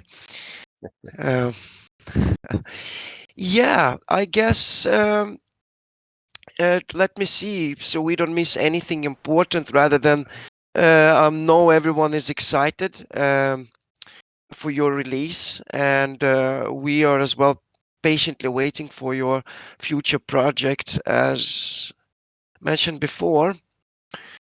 Tiger, I see concern. I mean, Strike Eagle, it was my first scale model in 148 when I was 12, and I fixed it. That should be the yeah. Rebel model, right? It was the very early model of Strike Eagle. It had only the bombs, the GBU 8 hobos, this big one with the big wings on the back. It was a DV guided bomb. Right. And actually, I remember the model had. It didn't have the lantern. It had the knife pod. It was called. The F4s were F4s and A7s had that one to lace the early laser bombs in Vietnam. Oh.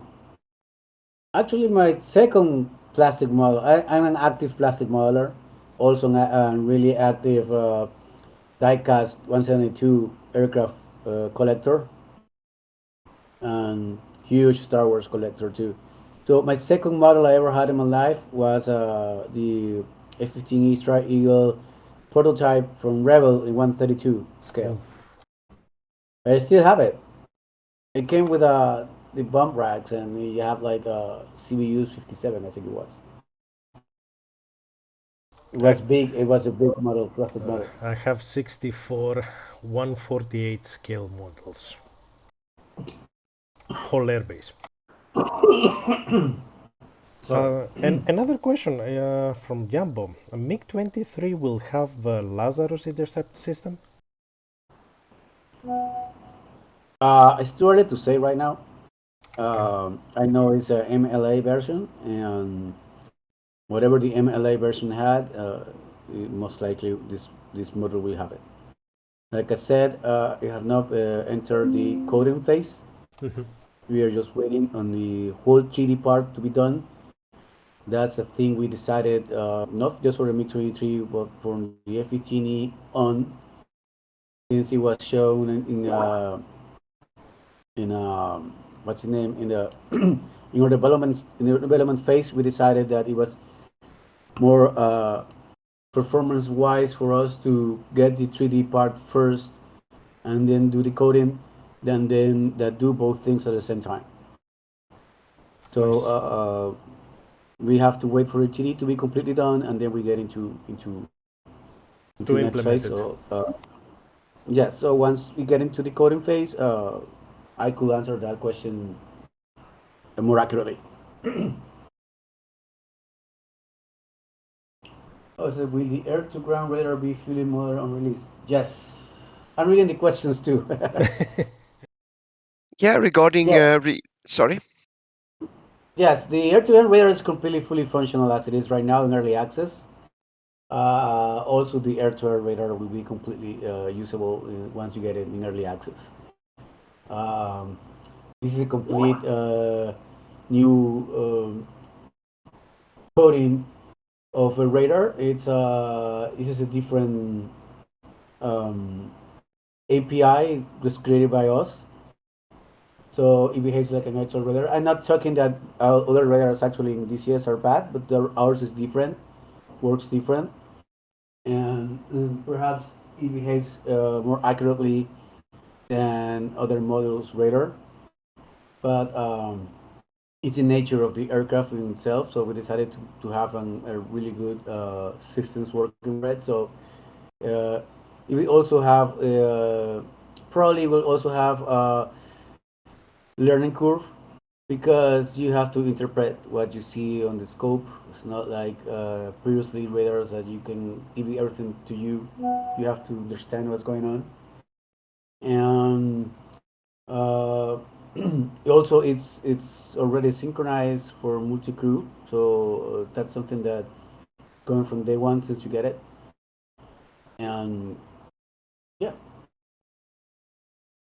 Sounds very promising.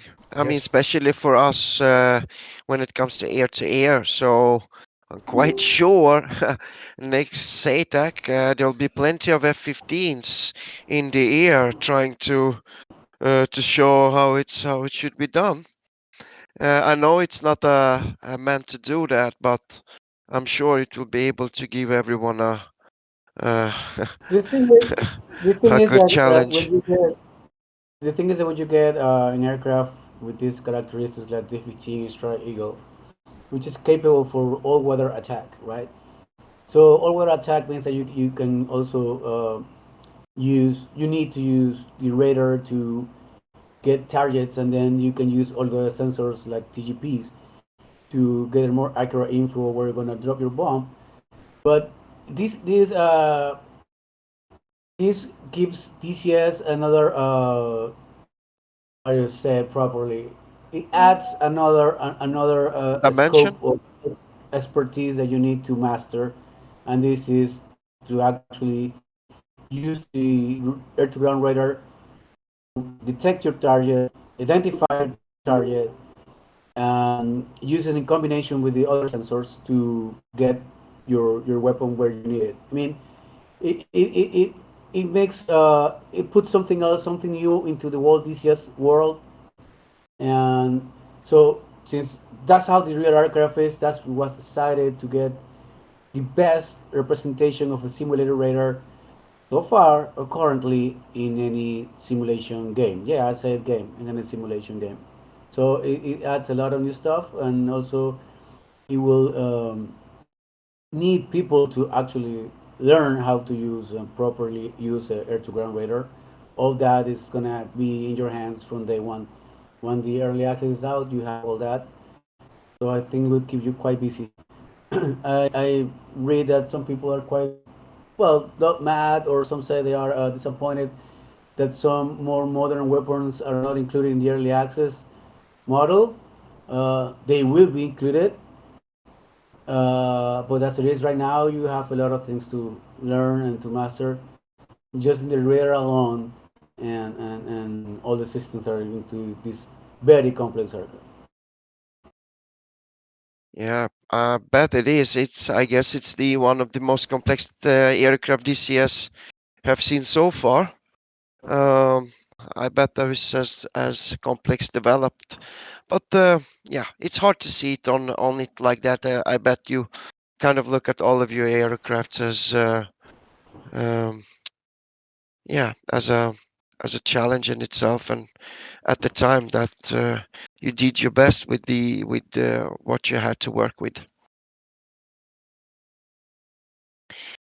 So Do the we thing have is any that more questions? If not, because we As I see, cannot we cannot forget the ETF and I INSKY, I who already actually.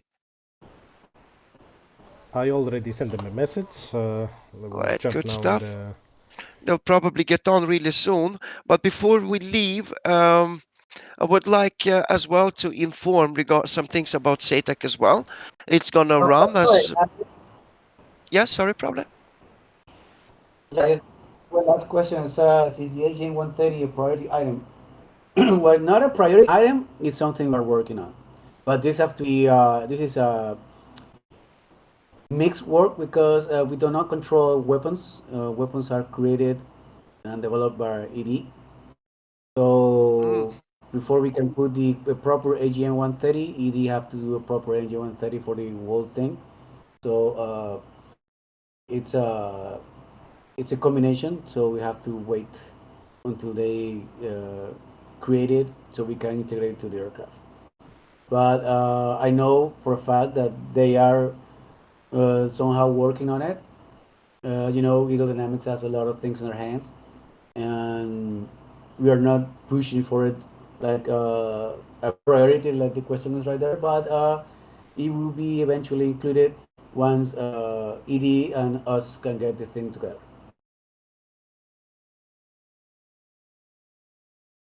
Okay, that's nice for the weapon systems.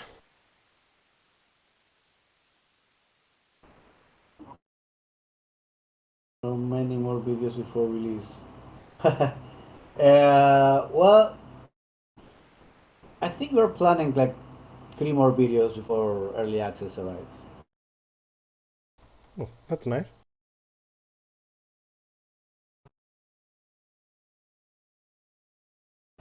Okay, I suppose this is it, Tech. My mic. There we go. Can you hear me now? Yeah. Regarding the video, I guess everyone have seen the SATAC trailer. Carpazio, very nice trailer maker. If he can make the F16 trailer or F15 trailer as he made that F16's working, it will always be amazing. Rasman, I want to thank you for supporting SATAC and the multiplayer community, as well being part of the community and releasing so cool models. We cannot wait enough for all of them. As well, we would like to congratulate INSKY for winning SATAC 2022 and ETF coming second. Unfortunately, they lost the title from the last year, and that's how it is sometimes. Yeah, congratulations, guys and girls. Yeah, thank you Yeah, for words. I got to remind everybody that, well, Rasbang is a team that we have a lot of people working on each model. Everybody is really putting all the great efforts in creating what we do. Clark is an amazing map developer. And we have not forget Tim Taylor, who actually did the 3D model on the F-15 Istra Eagle, which is an amazing work. All the coders, flight model developers, everyone. It's a amazing team. I'm quite humbled to have them aboard the organization, and yeah, kudos to them. They are a great team, and they have done an amazing product. And I hope you will enjoy what you have in your hands. It's gonna happen pretty soon, sooner than you think. Like I said, I won't say the date because first of all, I don't want to jinx it, and second because we hope to actually meet it as we want, and so far we are on a schedule. sounds good. Yeah, and as well, next year we'll 2023 basically we are a little bit not after, but that's how we planned. So next SATAC, I guess we'll continue our cooperation, and I'll get back to you as we get started. And you are again always welcome to any stream to talk about any model or any news that you like, and I'll keep you informed as it starts.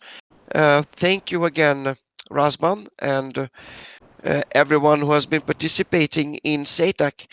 So from now on, um, myself and Rasman will step off, and Tiger will continue with the interviews with the winners of SATAC 2022 and the ETF again, who lost their title unfortunately from last year. But yeah, that makes it even more fun for them to get back and claim it again. Thank you, everyone, and bye bye. Thanks all.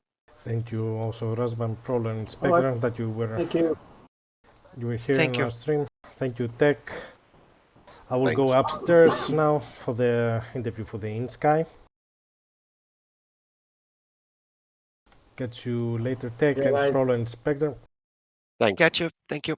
Bye bye. Thank you, guys. Bye bye. There we go. Okay, ladies and gentlemen, now after the Rasbam interview, we're going to pass on the players interview, ETF and INSKY. Here in the channel, on the interview, we have INSKY 1969. Welcome and congratulations for the win. Yeah, thanks, Tiger. Thanks for the streaming. Yeah. Always welcome. So, how it feels? This is the first question. Yeah, that was definitely 3 great rounds. I feel like our team really did a great job in terms of like keeping the formation, and also our F-15 did a very great job in using their energies to shake off their shake off the missiles and pressing against the ETF. True, that's true. I saw the F-15's nearly done the job. Yeah, high, fast. Hit fast, hit hard. That's true. It was tired, I believe, for you and your team participating to SATAC, to have all these matches, group matches. How it was? Can you describe a little bit the in life of INSKY?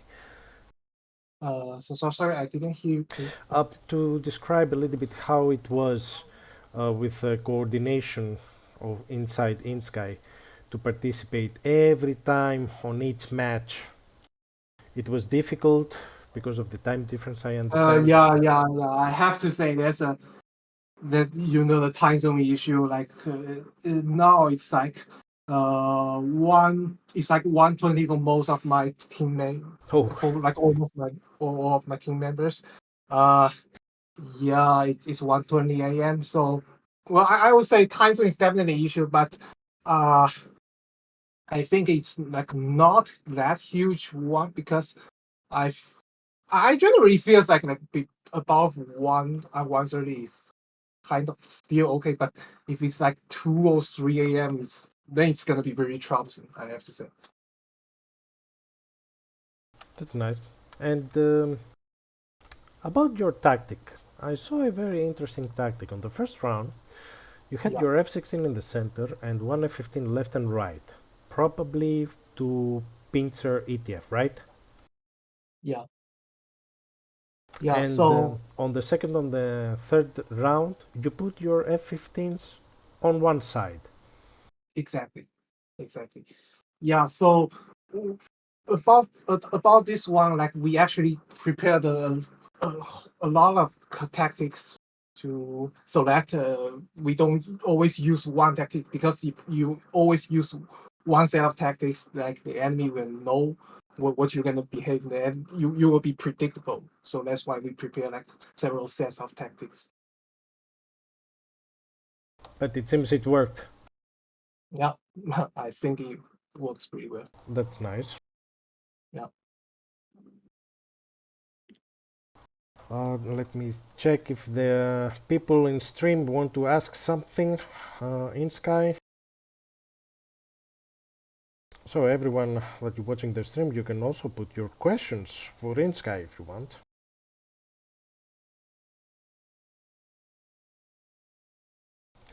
Basically, you wanted to have the F-15 as a spear, right? Yeah. Because I saw also on the tag view, the F-15s made the kills. Probably the 80%. Yeah, F-15 definitely contributes to a lot of kills, but I would say the F-16 are also vital because with the F-16 we can like kind of like form a formation to stop the enemy from keep pushing forward, I would say. But yeah, you're right. F-15 is like the tip of the spear. With its speed and altitude, you pierce the enemy. You worked a lot on this tactic, right? Because I saw it was a little bit different from the previous matches. By previous matches, you mean which one? Let me see. With also with Alamo. Oh, yeah. On Alamo, if I remember well, let me see. You had a little bit more kind of boxed formation, like a little bit boxed and ladder together. I have to review a little bit the tag views. Yeah, I also kind of forgot because I think that match has been a couple of weeks. And what do you think about the F-15 Strike Eagle that is coming soon? Oh, about the Strike Eagle, yeah, I'm definitely looking forward to it because I mean, first, in game, like F-15 itself is a great fighter. But in game we got the F-15C, yes, but the Charlie version is not like come with a fully clickable fully clickable copy, and also it lacks the ability of using the link 16. So I think F15 will F15 the Strike Eagle will come with a data link. Maybe not in the early release, but I see the data link and the fully clickable copy coming. Yeah, and also based on the available informations we have, I think F15 the Strike Eagle equips with a better engine. So I'm looking forward to its performance. Between us and between the streamers, did you bought it? So sorry, what? Did you bought the Strike Eagle? Yeah, actually, I have already pre-ordered. I'm looking forward to it. Perfect. So, INSKY, I have probably I have to release you because for sure you're tired after flying all this. So, thank you very much, INSKY, that you came here for the interview. I always keep it a little bit simple, not to make the people tired. Simple things. Yeah, thanks, and also thank you. I want to say thank you for 51st for organizing this match so that we can play with different players across the globe with different kinds of tactics, and also thanks so much for ETF for this great fight. Thanks. Thank you also, INSKY, and congratulations to you and your team. Yeah, thanks for the congratulations. Wish you have the good rest of your day. Goodbye. See you, INSKY. Have a great day. Yeah. So we're waiting now for ETF to come for the interview. Let me see.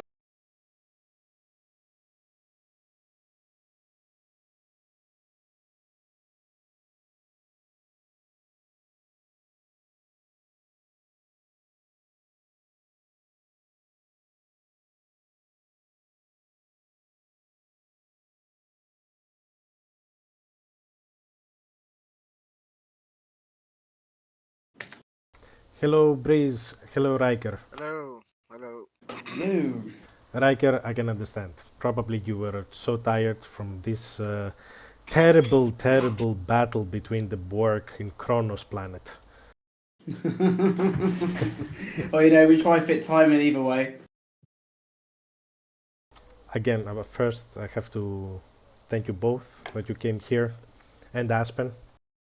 I see Aspen also. Thank you that you came here for the interview. Congratulations for participating. Well, okay, I understand you took the second place, but I have like a line, like a motto. Either we win or we learn. And nobody lose.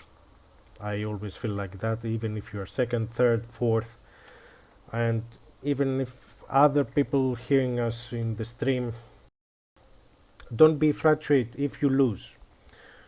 We learn. We always learn. That's why we're living on this world. So, Breeze, Riker, Aspen, you put a lot of effort to come until the finals. You had even difficult match between you and 51st, which finished 3-2. How it was, generally? Yes, SATAC was really good this year. For us, we expected to win again. We really wanted to win again. But we knew that even making it to the finals alone was going to be cool, because we went from, you know, best third place in any tournament to winning an entire tournament and then making the finals again. So to be able to not make a final and then make two in a row we're it's huge for us, and we really want to come back, and it just motivates us more to play more and do it. There's nothing sad to lose to a team like that. They had a better strategy. They just looked better today, and they won. They deserve to win. They look better, and it's just GG's to them, and hopefully we can learn from it, come back in and take it back. Yeah, why not? Why not? Um, on the rounds, I noticed that you were always not so high. Only Aspen was a little bit above 30,000 feet. The rest of you, you were keeping like a middle altitude between 20 to 30,000. It was a reason for this one? Yeah, we did a lot of testing internally before the match the last 2 weeks, and those Eagles, the Jeff, with the maximum speed that we can get, it's really difficult to actually be able to shoot the Eagle, get shot at, and then defend the AMRAAMs consistently. So we opted to maybe stay a little lower, and just kind of make the Eagles go defensive, but not put yourself in a threat because that's ideal to be able to. We knew the Eagle didn't have data link, so we just tried to make the fight last longer um and just delay it as long as possible, so we could just play a grinder and make the F-15s run out of fuel or missiles or something like that. But they I think they knew that really well. That this was something that was able to do, and they dealt with it really well. It was a little difficult to understand what they were doing. It's really tough. Their strategy is really good, so it was really difficult to just sit there and like, okay, what are they doing? I need to understand. And we watched so many attack reviews. We did everything, but this had a really good strategy. What can I say? Yeah, I can say that it was very interesting to put the F-15s on the front, as I said before, to INSKY, to do the job. And I believe, and this is question and for you, Breeze, Riker, and Aspen. You were watching the F-15s coming with 2 Mach. It was a little bit scary, I'll put it in brackets.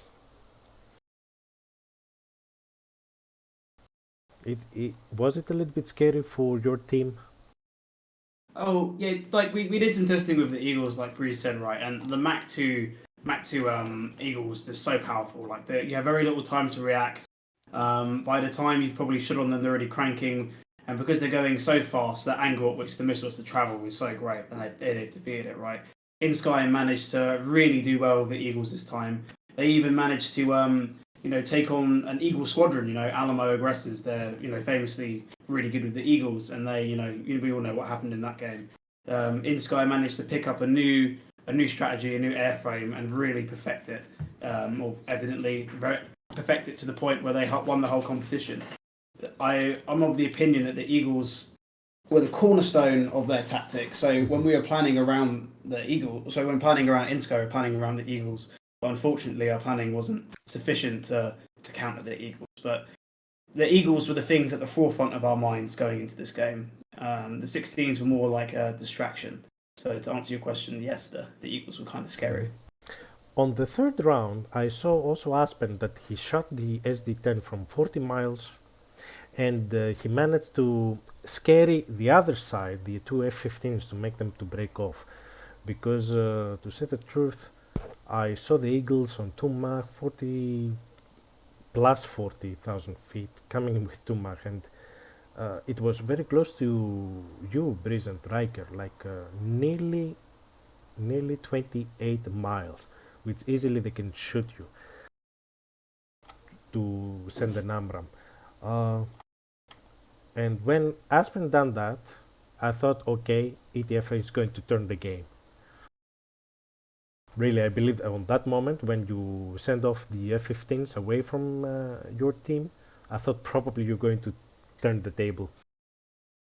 This round 3 you're talking about? Yes. Yeah, you have to give. I mean, and congrats to INSKY for a very well fought match. Like I said, the tactic was not only very good, but they flew in a very good formation. They were very well disciplined. So when you have to respect that high priority threat of the F-15s, Mach 2, it makes it challenging too in a non-AWACS environment. So you're relying on GCI, but also on the jamming side too, because if they're generally outside of that 22-mile range, you're not getting an actual brick. You're getting you have to trust your sorts. So if we were able to sort the 15s, then we could apply some pressure, but based upon their formation, it makes it really challenging to get in on those 16s, even when the 15s are away. So it's a very, very good problem and well flown.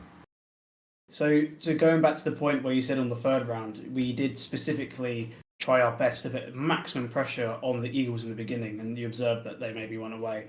That was the plan. We identified that the Eagles were the main cause of our defeat, and we was like, okay, no matter what, we have to push these guys away. We're going to shoot them from ridiculously far. Even if it doesn't kill them, we have to remove them from the fight as soon as possible, and maybe we can, handle our chances with the S16s.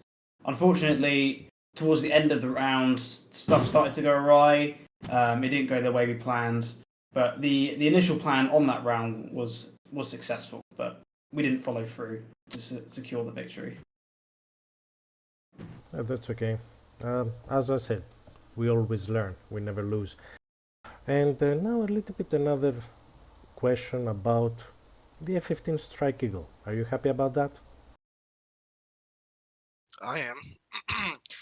One of my friends who doesn't play the game that often, he's really excited. He wants to fly Rio with me in matches and stuff. I told him you can when it comes out. It's gonna be fun. Let's hope it gets data link soon so we can actually fly in the matches, and we'll see what happens from there. Yeah. Me personally, go on. Sorry. Say, Riker. Say. For me personally, I'm quite excited for the Eagle as well because historically I was more of a Tomcat pilot, and I had a dedicated Rio. We used to fly all the time in matches and stuff. And obviously with the Tomcat becoming deprecated, he's been out of a job. So with the Eagle coming back into the fray, with the Wizzo, he's going to be employed again. We're going to have a bunch of fun with the Eagle. And also, Riker is a very lazy pilot and needs some help. So yeah, someone needs to make tea for this British guy. For you, Aspen, the F-15 Strike Eagle? Yeah, Razbam does a very good job on a lot of their modules, so it's going to be very exciting to have it out. And they keep teasing us 2 weeks. We'll see. But yes, it's going to be a great aircraft. It'll add some diversity to a full fidelity F-15 is much needed, and it'll be a great aircraft. One thing I'd love to see with it is if it can replicate what these Eagles are doing in the game. Is it able to get to those higher speeds and provide the same capability, but adding data link to that? I'd like to see if it can. I don't really know the numbers or anything. Well, we'll find out. I know it's heavier and bigger. It is heavier because with all these electronics and bombs that it has, and extra fuel. Well, we will see. As we had the interview with the Razman, you can watch it on my stream later. That said a lot of things about the Strike Eagle, what it will have. So everybody's waiting. Everybody's waiting. Even me. Yep. I'll try immediately. I'm ready. So, Breeze, Riker, Aspen, congratulations to you and to your whole team of ETF. Thank you very much for this great match and for all the great matches that you've done to come until finals. I know it was difficult. Probably a little bit now you can have vacations from DCS from overburning, right? Yeah, well, we have a bit of a break, but the fight never ends. You got to keep improving because there's a famous Chinese proverb: advancing off a river, to stop you only move backwards. So DCS is an upstream battle. If you don't keep practicing, you're going to slip behind. So there's always time to keep advancing. So we will see what happens. I also want to make sure that we say thank you to 51st and the streamers for putting on this tournament. It's been always great participating in this. We have so much fun. And congrats again to INSKY, but we can't wait to be back and put up more of a fight. Reclaim our title. It's gonna happen. It'll be fun. We're ready for round 2 in the future. Hey, we're 1-1 with the Chinese teams. It's even now. It's even. The SATAC number 3 is gonna be the. It's gonna be even crazier. It's gonna be 1-1. We gotta break this tiebreaker now. Oh my god! I hope I will stream the final again. Fun. Very fun match. Well, thank you very much. Thank you, Breeze. Thank you, Riker. Thank you, Aspen. Catch you in the future. Now you can rest.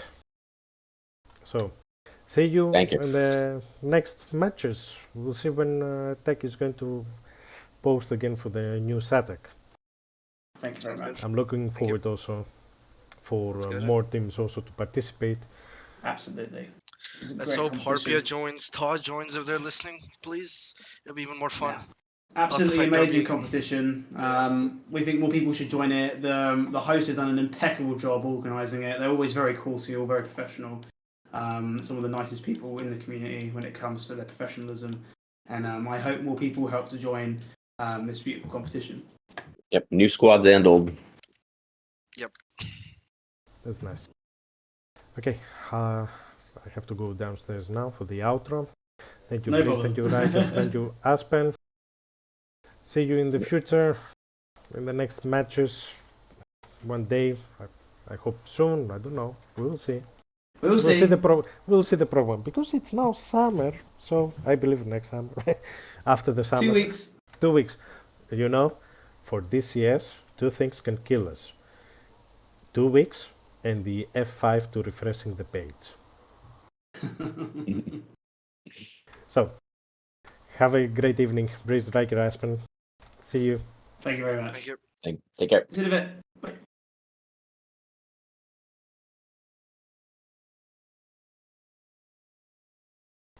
So, ladies and gentlemen, this is the ending of SATAC 2022.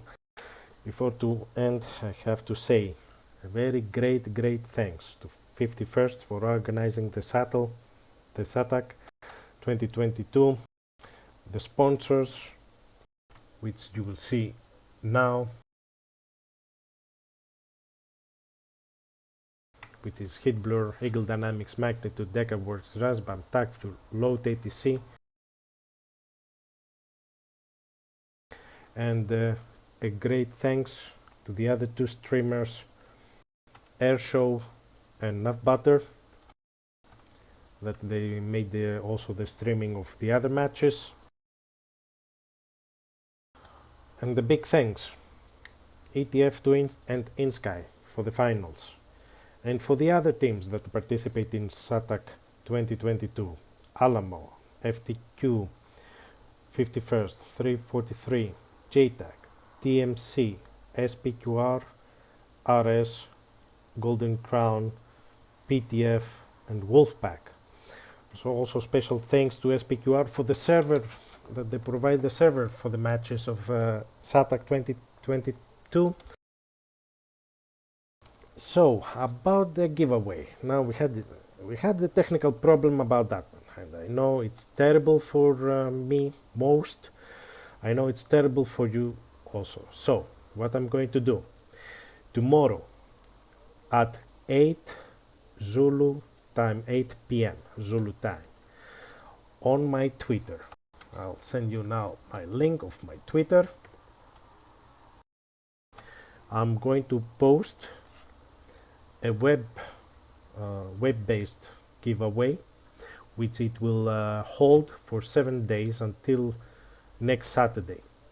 On next Saturday, I will make one stream to announce the winner for the giveaway of the F-15E Strike Eagle.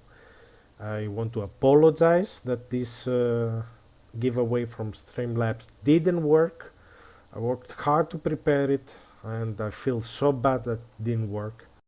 I have to check why this happened. And so that's it. For those you saw, ETF and INSKY, the score was 0-3 full time. So until next SATAC, stay tuned on SATAC in ED forum also for SATAC announcements, also in Discord. Until that time, I want to thank you also everyone that you watch my stream. You can anytime you can subscribe on my YouTube channel and here on Twitch to follow me. You can hit the bell for the notifications. So this is it, the closer. And the closer is going to be with a lovely and beautiful SATAC intro, the video, which is amazing. And until next time, see you in the skies of DCS. We are a great community, and let's keep it like this. See you in the future and in the skies of DCS.